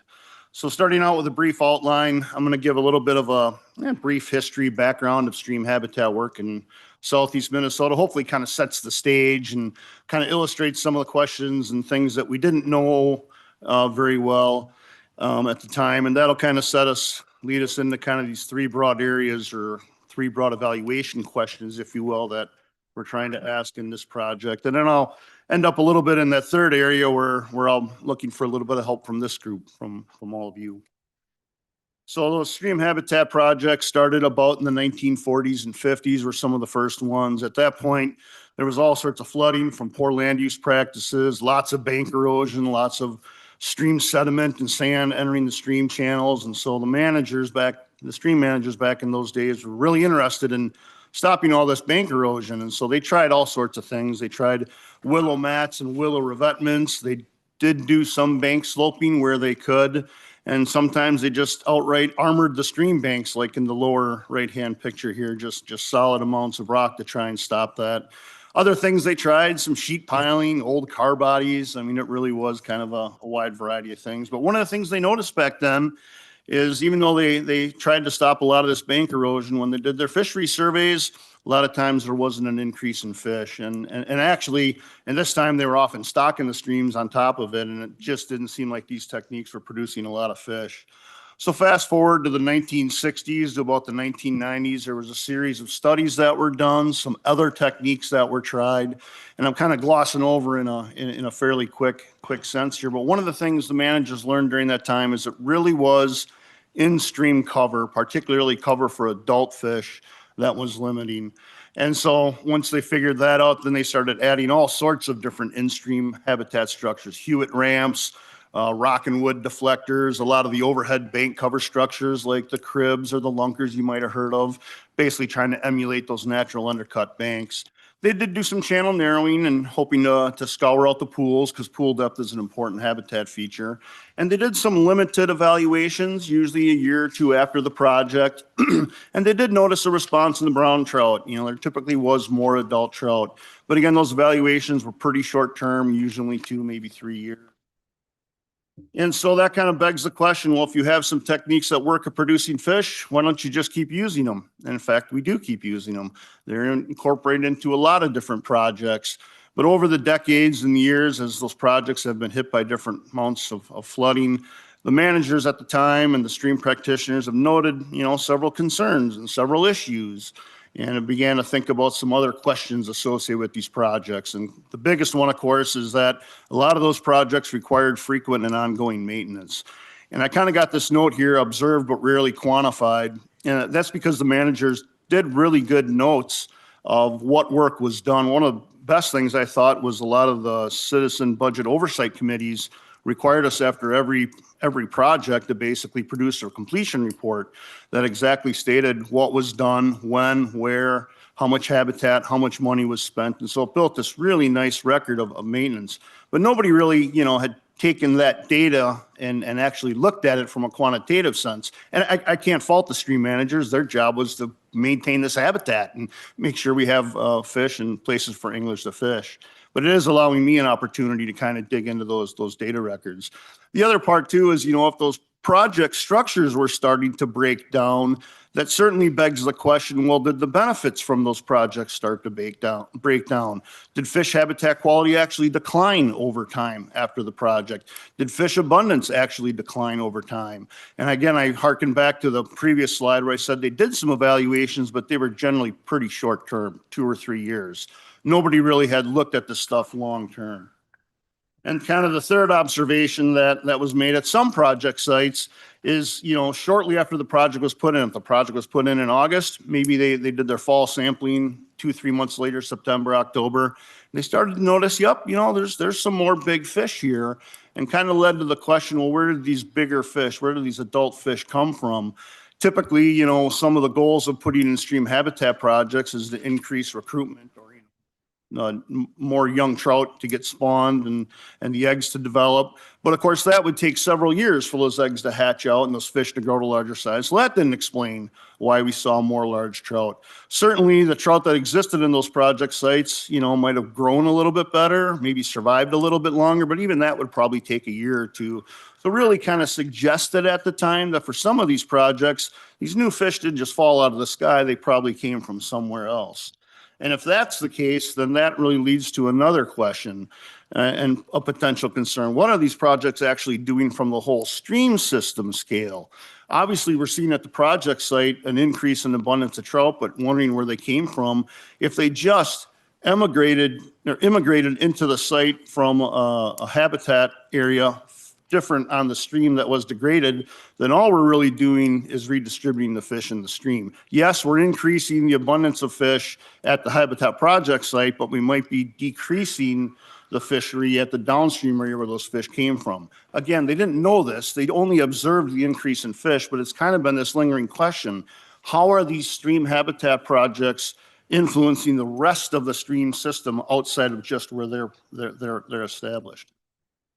And, this kind of begs the question, why did so many of those older habitat projects need maintenance? And of course, those early stream managers, they had a lot of constraints. Oftentimes, the riparian widths were too narrow. They were butting up against row crop agriculture or pasture land, and they didn't have the area to be able to slope the banks like they like to do today. The equipment was a constraint. Many of those projects were put in by hand, as you can hopefully see in that one photo. I think that's a guy putting in a Hewitt ramp. Sometimes they had, trucks and winches and stuff, but nothing like the equipment we have today. Certainly funding was a big, limitation and part of the question. And to some extent, their knowledge, of the geomorphic principles of stream channels, how those stream channels move and deposit sediment, move and deposit floodwaters. I'm sure they had some rudimentary understanding, but in the last, 40, 50, 60 years, right, we've got, all sorts of physics and equations. We can calculate this stuff now, and they can only do some anecdotal observations. And so, of course, that leads us to today, the Clean Water Land and Legacy Amendment that you all administer, and that has created all sorts of opportunities and obviously a large increase in funding for stream habitat projects. If you're interested in this figure, that's kind of a figure I put together for projects in southeast Minnesota. You can see that vertical lines about when the legacy amendment was implemented. So a substantial increase in projects. And I know when I go to conferences across the upper Midwest mostly, and even other states, we're definitely the envy of a lot of states. Minnesota implements a lot of conservation projects, which is fantastic. And one of the other great things about this is really there's a lot more players that are implementing these stream habitat projects, not just the old DNR staff, but we got other government agencies. We got some great conservation partners like Minnesota Trout Unlimited, and they're using a variety of consulting companies. And what this has resulted in this much bigger variety of different habitat project designs that have been implemented. And so kind of real briefly, some projects are using a lot more rock than they've ever used before, like this picture on the left. Other projects have tried to protect banks with less rock, maybe a little more wood. I'm sure you've heard the term pole wood presented. In terms of fish cover, yes, we still use some of these traditional structures, lunker structures, sky hooks, but certainly a lot more trying pool logs and root wads and different cover structures. And in terms of, floodplain creation, there's even a pretty good range of different types of, or amounts, I should say, of bank sloping that's been done. So this picture in the lower left, that's obviously a fairly steeply incised stream, so there wasn't a lot of room to be able to slope that one. The middle picture on the top has a decent amount of bank sloping, but it's mostly on one side of the stream channel, usually on the point bar, create that floodplain. And then, of course, the last picture on the right has extensive floodplain creation. So it really has been a fantastic chance to really implement a wide variety of different habitat projects. And so really all these different designs has created this great spatial mosaic across southeast Minnesota that I can go back to those early evaluation questions that we can ask, not only get the answer of those questions, but perhaps do those answers differ depending on the different designs that have been implemented. It really is a rare and unique opportunity in the nation to be able to do this. There's only one or two instances. I know they spent a lot of time evaluating fish stream habitat projects in Washington, but not many other states have had this kind of a situation. Not only a whole bunch of different designs, but a lot of them. From a scientist like me, that's good statistical and that'll really help with the analysis. So the big three questions: how long do these stream habitat projects last? How long do those project benefits last? And then kind of where do new fish come from? And so I'm going to step through these a little bit. So that first question, how long do stream habitat projects last? Or I'll actually start using the term survival. And I kind of switched that term because one of the analogies I'm going to use in the next slide is kind of a medical analogy. And we're basically going to use some survival analysis approaches that are pretty standard in the medical field. I'm going to talk very briefly about the fact that these models can incorporate some other factors to figure out if those other factors are influencing how long these projects survive or last.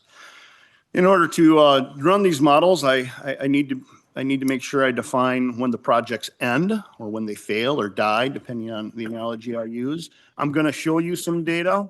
I'm going to hit this pretty hard. It's preliminary data. I'm not done compiling all the information we have. I'm not done with the final analyses, but it's at least going to illustrate where we're going. And then I'm going to end up with kind of what I think is kind of a novel approach for how we're looking at cost.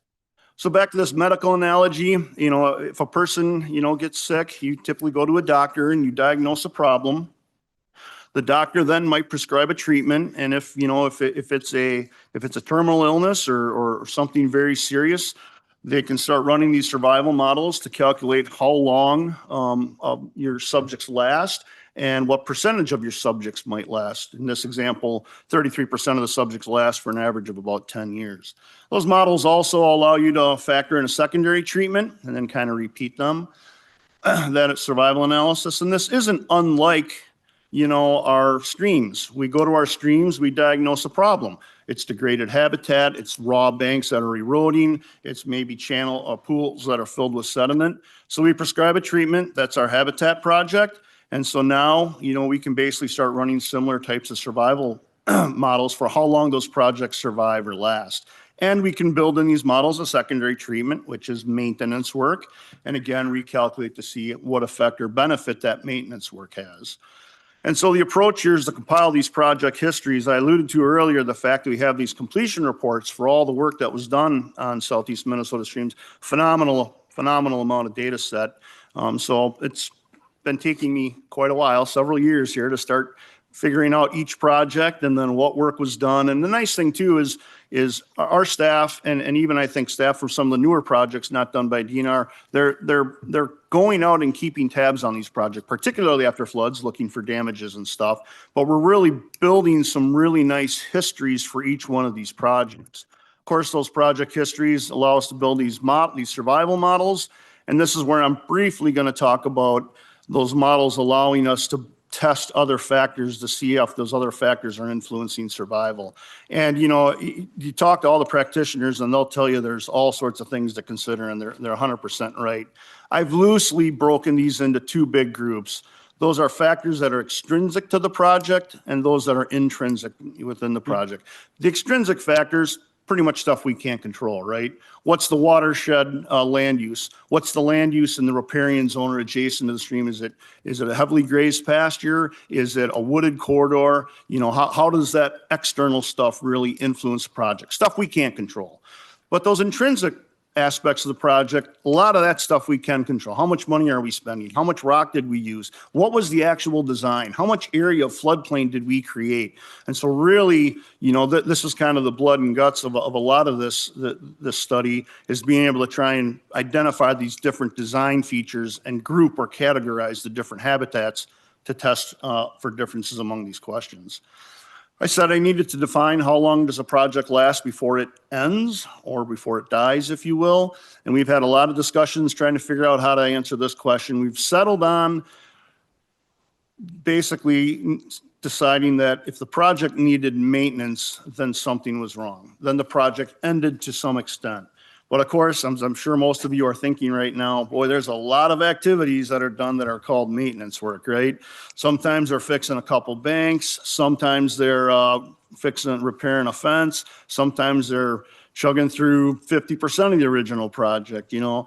And so it turns out, after going through a lot of the data, and I'm glossing over a lot of stuff here a little bit, I'm pretty confident we can categorize this stuff into minor maintenance, major repairs, or a completely redone project.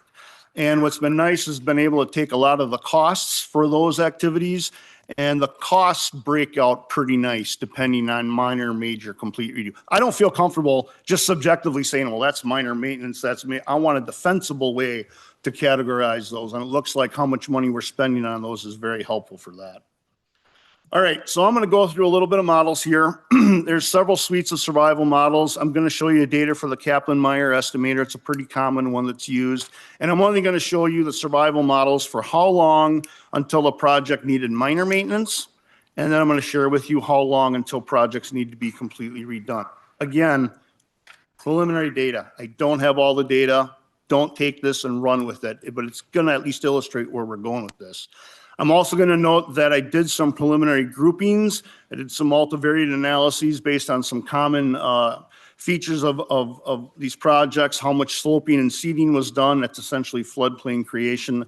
How much rock riprap was used, how much overhead cover, how much wood cover. I've got about 15 or 20 other variables that I'll ultimately run, but this was a good start to kind of show. And so based on that, there's kind of 4 different designs. I've got them listed as A, B, C, and D.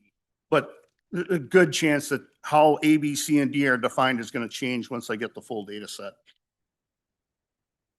So minor maintenance, again, pretty small area. Projects about $1,500 to $3,500 to fix up a few things. This is what the survival curve looks like.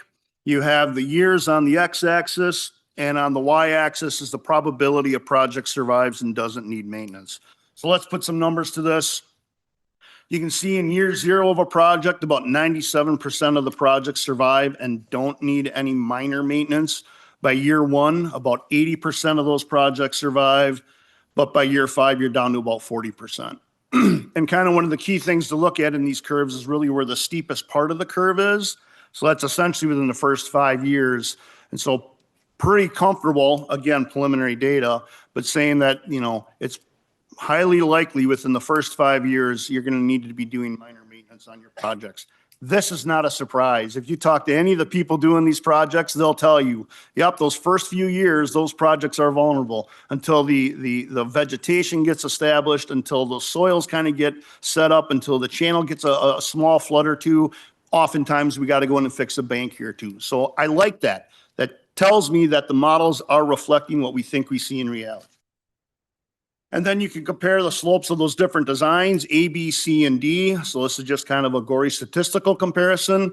There's 4 lines there with 4 different colors. You probably can't tell them apart, which suggests to me they're probably not different. Again, you can test this statistically. Sure enough, there's no significant difference in survival. It doesn't matter what design, again, preliminary data, what design you're using, good chance you're going to need some minor maintenance in the first 5 years.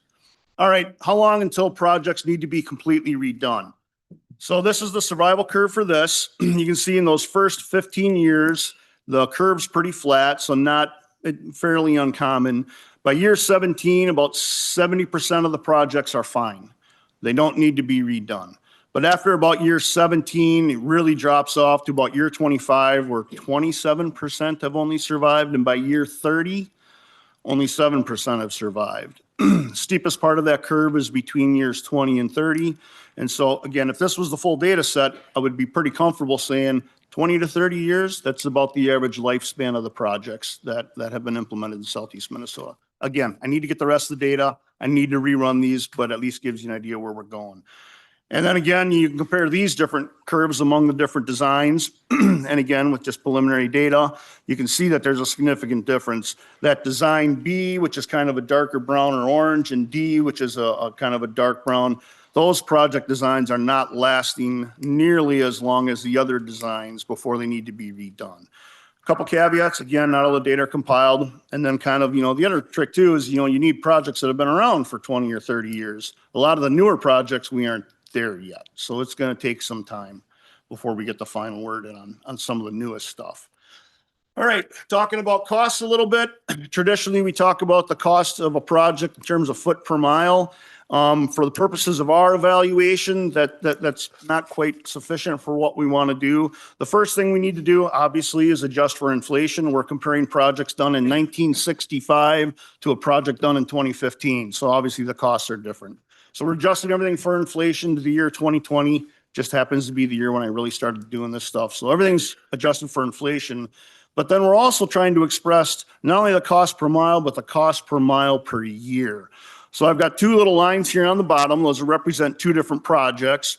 And if you don't factor in all the other expenses that go with the project and you only look at the initial cost, so that top line, that project costs $400,000, let's say. Whereas the bottom line, that project costed $280,000. You might immediately say, $280,000 is cheaper. We got a better bang for our buck.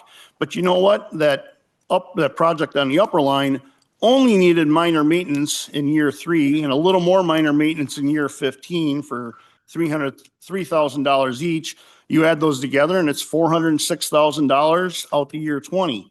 You divide that by year and it's basically $20,300 per mile per year of benefit for that project. The bottom line was much cheaper, $280,000, like I said, but it needed minor repairs in year 2, major repairs in year 8, some more minor work in years 11 and 13, another major repair in 17. Year 18 needed minor work. You started adding all that together, expressing per year, and turns out that project actually costed more. The point being here is you really got to factor in what those maintenance costs are for the different designs to have a very balanced comparison, I guess, if you will. All right, and then, so that was the first question. How long do projects last? This next one's how long do the benefits last?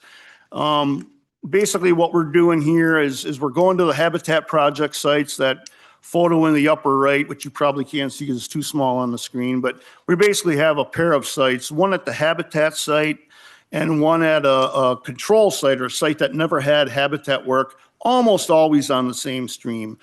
And so we're expecting that once we implement a habitat project, we're going to see changes. We're going to see more cover for fish. We're going to see better habitat quality. We're going to see more abundant fish populations. And so that is kind of what we're seeing relative to the control site. But when you start taking a project that was 5 years old, and then you take 2 more that were 10, and 2 more that were 15, 2 more that were 20, at some point, the difference between those pairs, between the control site and habitat, starts to level off. We're trying to figure out where's the tipping point in time where the habitat project site is no longer looking different from the control site that never had habitat work. That's essentially that piece. And then lastly,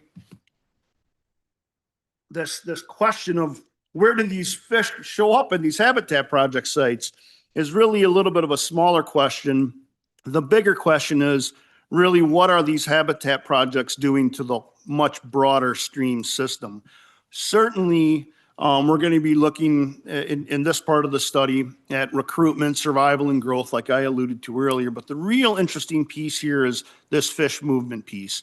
And what we're really trying to understand, if you look in the scientific literature, and kind of the question has been proposed, when you implement a stream habitat project on a portion of a stream, 2,000, 3,000 feet, the question is, does that increase production of trout there that then leave the habitat site and go to a different site on the stream? In essence, is the habitat project a net exporter of trout? Or is it working the reverse? Is it acting like a vacuum and just sucking up trout from the other areas because it looked great? And so we're really trying to figure out, are these habitat projects a net exporter or a net importer for the rest of the stream system? Obviously, application, right? If it's an exporter, holy cow, we might only need to do 1 or 2 projects on a stream. It would create spillover fish to the other reaches. But if it's a net importer, then that probably means we're going to be doing more projects on that stream to really have a full stream-wide benefit. So understanding this dynamic of where these fish are coming from and going to is kind of a key piece. And so to do this, we needed to find a long stretch of stream that we could have 5 reaches, kind of this design, if you can see, 5 reaches that are all basically adjacent to each other. There's going to be 3 reaches that will not have a habitat project. That's the most upstream reach, control 1 in this figure, a middle reach, control 2, and a downstream reach, control 3. And then we have 2 other reaches interspersed between those that we're hoping to implement 2 habitat projects of 2 different designs. And so what we've been doing, we've started this summer, is we're trying to get at least 3 years before the projects get implemented to get some baseline idea of geomorphology measurements, fish habitat quality measurements, and all of our gory fish stuff, recruitment, abundance, growth, survival, but of course, movement, kind of the big piece. Then we're hoping to implement some habitat projects, repeat everything for 3 to 4 years, and really compare and contrast how those habitat projects influence those fish habitat or those fish population parameters. And I need to make sure I note that the 2 habitat designs, we're hoping to obviously have 2 different kinds of designs that we can evaluate there. We don't want to repeat the same thing, right? And I'll probably skip over a few of these slides, but we're basically started sampling these fish. We're going to sample them every fall and spring. And what this is going to allow us to do, and the big piece here is we're tagging all the fish. And so what we're able to do is we tag fish in the fall. We come back in the spring, we sample again, we recapture some of those fish. We know how much they grew over winter. We know what their survival was over the winter. And then of course, we've got some movement. We tagged them in one reach, we maybe recaptured another, so we've got some idea of movement. Then we're gonna repeat, let them go through the summer, come into the next fall, and we're gonna sample again, right? Now we've got summer mortality or survival estimated for the fish. We've got summer growth rates estimated, again, for all 5 reaches, some with habitat, some with no habitat. So that's kind of the full study design.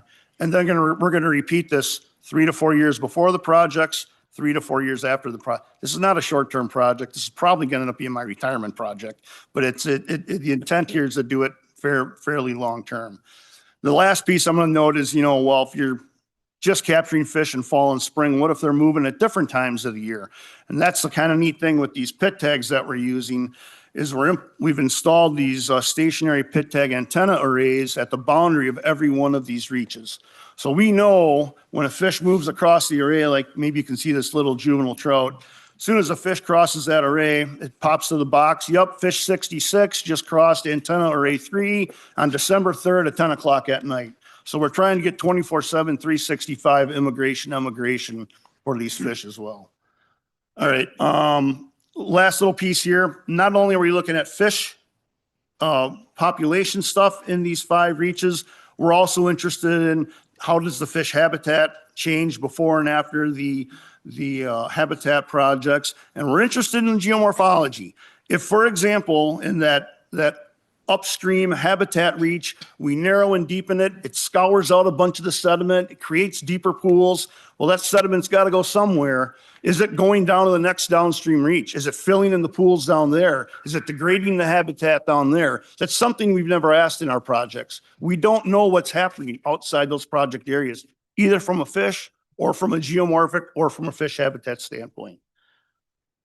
All right, so my last sales pitch here then is obviously we're looking for help to fund these projects, right? The study site we've picked is Beaver Creek, which is in the Whitewater Wildlife Management Area. I've got some photos here that hopefully you can see. We spent a lot of time trying to figure out the best stream to do this this part of the study on. Beaver Creek's got a lot of degraded habitat. You can hopefully see some good pictures of bank erosion. Slugs of sand are moving through different parts of the stream. Some of our preliminary erosion estimates from our geomorphologists say, 50 to 200 tons of sediment are being eroded, depending on which one of the reaches you're in. And so, the other point I guess I want to make is, we're not looking for help funding the research. We're doing that. We've got funds from other sources. We're basically looking for help funding a couple restoration projects in a degraded stream that would benefit from habitat work. And we're just going to evaluate it kind of on the side. And I do want to acknowledge that I'm just one part of a much broader project team. A lot of the DNR fisheries staff from various groups, Trout Unlimited Minnesota is a huge partner with this. Our eco water staff are doing a lot of the geomorphology measurements. DNR Wildlife, they're really interested in the project. Winona State University, we have some students working. Again, I'm just a small piece of a larger project. And I think I'll take any questions at that. How's the permitting gonna go on this? Any food plots? That's that's a process. Daryl? So when you look at the stream and you've got different sites you're gonna restore, what makes you, are all those the same type of restoration activity, or are you using different methodologies for each one of your changes for stream habitat to see if there's differences in those, or is that gonna be like a stream by stream when you try to make that kind of evaluation? The only two habitat projects that we're looking for funding on Beaver Creek are going to be of two different designs. We're going to take the data from all the other sites in the, survival analysis of how long projects last, right? Part of that is I'm going to look at a lot of the features, how much, floodplain was created, how much cover was added, that kind of stuff. That's going to identify some different types of stream designs that have been used in the past. I'm expecting, and I believe the project partners on this, we're basically going to evaluate two different designs. It sounds like some of those older project designs are no longer used, but a few of the newer ones, more recent, is capturing what is typically done today. So that's going to be one of the designs. The other design might end up being a natural channel design where we remeander the channel away from a big bluff with a lot of sediment. A lot of these details are still to be worked out yet, but that's what we're envisioning at this point. Two different designs on the Beaver Creek site. So how do you determine which designs that you ultimately are testing? Two different ones you're gonna use. Why did you choose those two? And what gets you to the point of time and saying, this is the design that we're gonna use?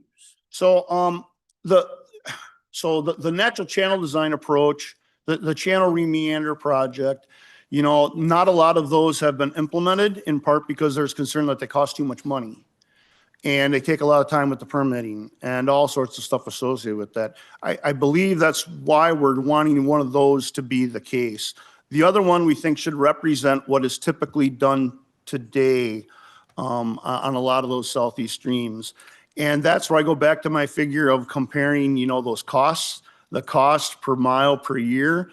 So we are expecting one of the project designs to probably cost a little more on the front end, but we want to see if in fact it ends up being more expensive all the way through, or if after, a long time adding in any potential maintenance doesn't end up being cheap. We're trying to figure that out. So you're still in the research phase, I'll call it, right? Oh, yes, absolutely.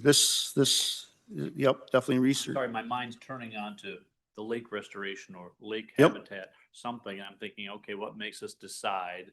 How do we know which ones work, which ones don't, until you go out and test them, right? You Exactly. don't know on some of this stuff. I mean, we can make assumptions, but we don't know. Nope.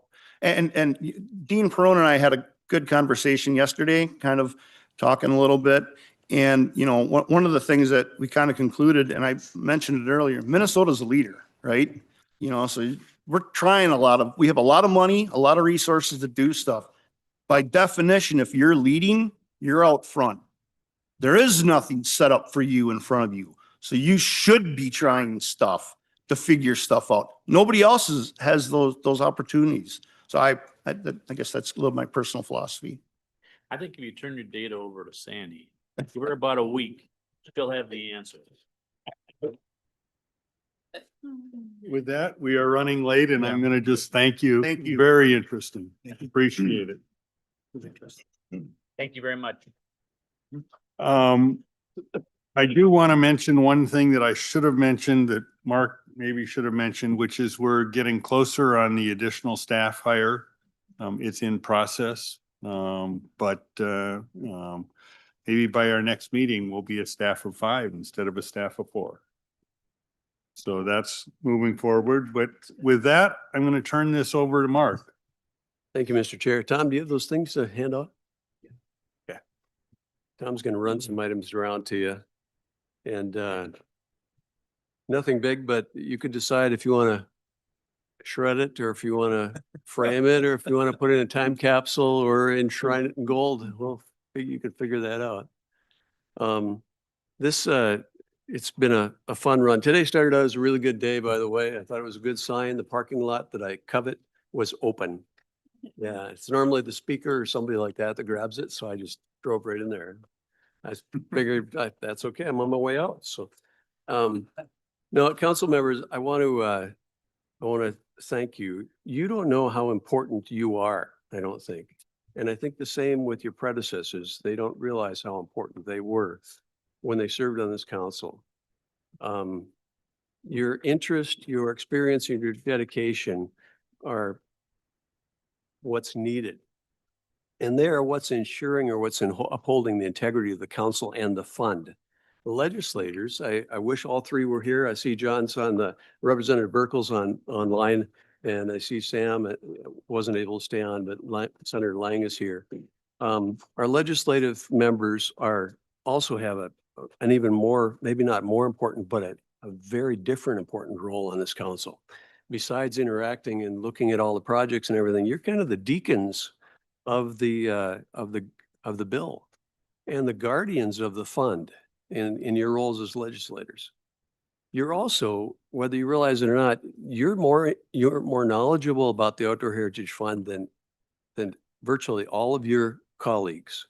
At least half of your colleagues, I'm convinced, don't know what the Outdoor Heritage Fund is, much less what it does. And that's not to slight them. They've got a lot of things on their plate. But you're the ones that they'll look to for leadership in this. And I encourage you to take that mantle and keep moving with it. I really appreciate you all. As legislators, it's been fun working with you. Members, it's been so fun here. I want to also say a couple words just real quick to some others, and that's the project managers and who are here and who are watching online, and also the NGOs and the agencies and the local units of government. I want to thank you for being involved. Thanks for asking for money. We need more requests. We need more proposals, more new good stuff. As you spend the dollars, remember they aren't just state coffers. They're just not extra tax dollars. These are really precious monies. And they come from your grandparents and your kids and your brother and sister and uncle and aunt and everybody else you can think of. They come from the little boy who goes in to buy a pencil because there's tax attached to that. And they come from grandma when she goes to buy parchment paper at the grocery store so she can make her chocolate chip cookies. So think of where the funds come and how precious they are. And because of that, spend them in excellence. Don't take on mediocre stuff. Spend them so that you're going to produce a legacy effect. If you get a project that really is kind of a lemon, but boy, it's there for you to do, then say no. You can say no. If you find a project that looks okay, but it costs just way too much, say no. Find the ones that are excellent. If they cost a lot of money, that's okay. But find the projects that are excellent and do them. The low-hanging fruit is diminishing, but there's still excellence to do out there. For my staff, and this is Joe and Sandy and Reb and Janelle and Ben. I count you as my staff because you guys are all the best. I have absolutely loved working with you. And I don't know any other way to say it than you're the best. I thank you for your patience. I thank you for your guidance. And I thank you for your friendship. And Christine, they're in your capable hands now. And I say capable because I have every confidence in your abilities and every hope in your success. And you will do well. And then I'm going to come back to the partisan staff. I don't want to miss them. I know they aren't here, I don't believe, but partisan staff have been so good and wonderful to work with. So I hope they listen to this. I hope they get the message that they are appreciated, because they really are an intimate part in all of this. And they have been helpful to me. Their phones are open to me and their doors are open. And I ask that you'll continue that with our new director. And finally, back to the council. So with the council, this thing in front of you, if you took a look at it, it's a picture of the beginnings of what the Lessard-Sams Outdoor Heritage Council was. And that's Bob Lessard and Lessard-Sams. Bob's still alive, so I want to give a big shout out to Bob, and hopefully he'll hear this. He's up in International Falls, and he'll probably chew me out if I got it wrong, but I think he's about 96 right now. And a wonderful man. And Dallas was a wonderful man as well. But I wanted to give that to you, and I thank Danny Olson and Joe Dugan for helping me with this and rounding up the picture and getting the duplications made. But I covered up my notes. No. But remember that there were so many dreamers. These were two of them that made the Outdoor Heritage Fund happen. They made the Legacy Fund happen. And it's the dreamers that we owe the thanks to. I want to thank the council members, you and let's see, a parking spot. That was funny. What else? No, I want to thank you very much, you and your predecessors, the past members of the council, for the opportunity to serve you and to be part of this journey. It's been an honor. I'm done.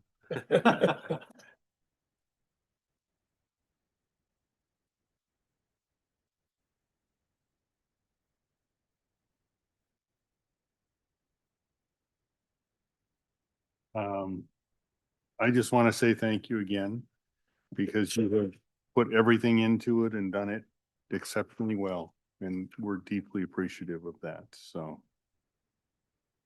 And we're gonna go celebrate at some burger joint here in 20 minutes. Burger Mo's. And everyone's invited, I think. I just invited you, so show up. But truly, thank you, Mark, and we wish you the absolute best, and we know we'll see you from time to time. We had no request for public comment, so the meeting is adjourned. Thank you all. Happy New Year, everybody.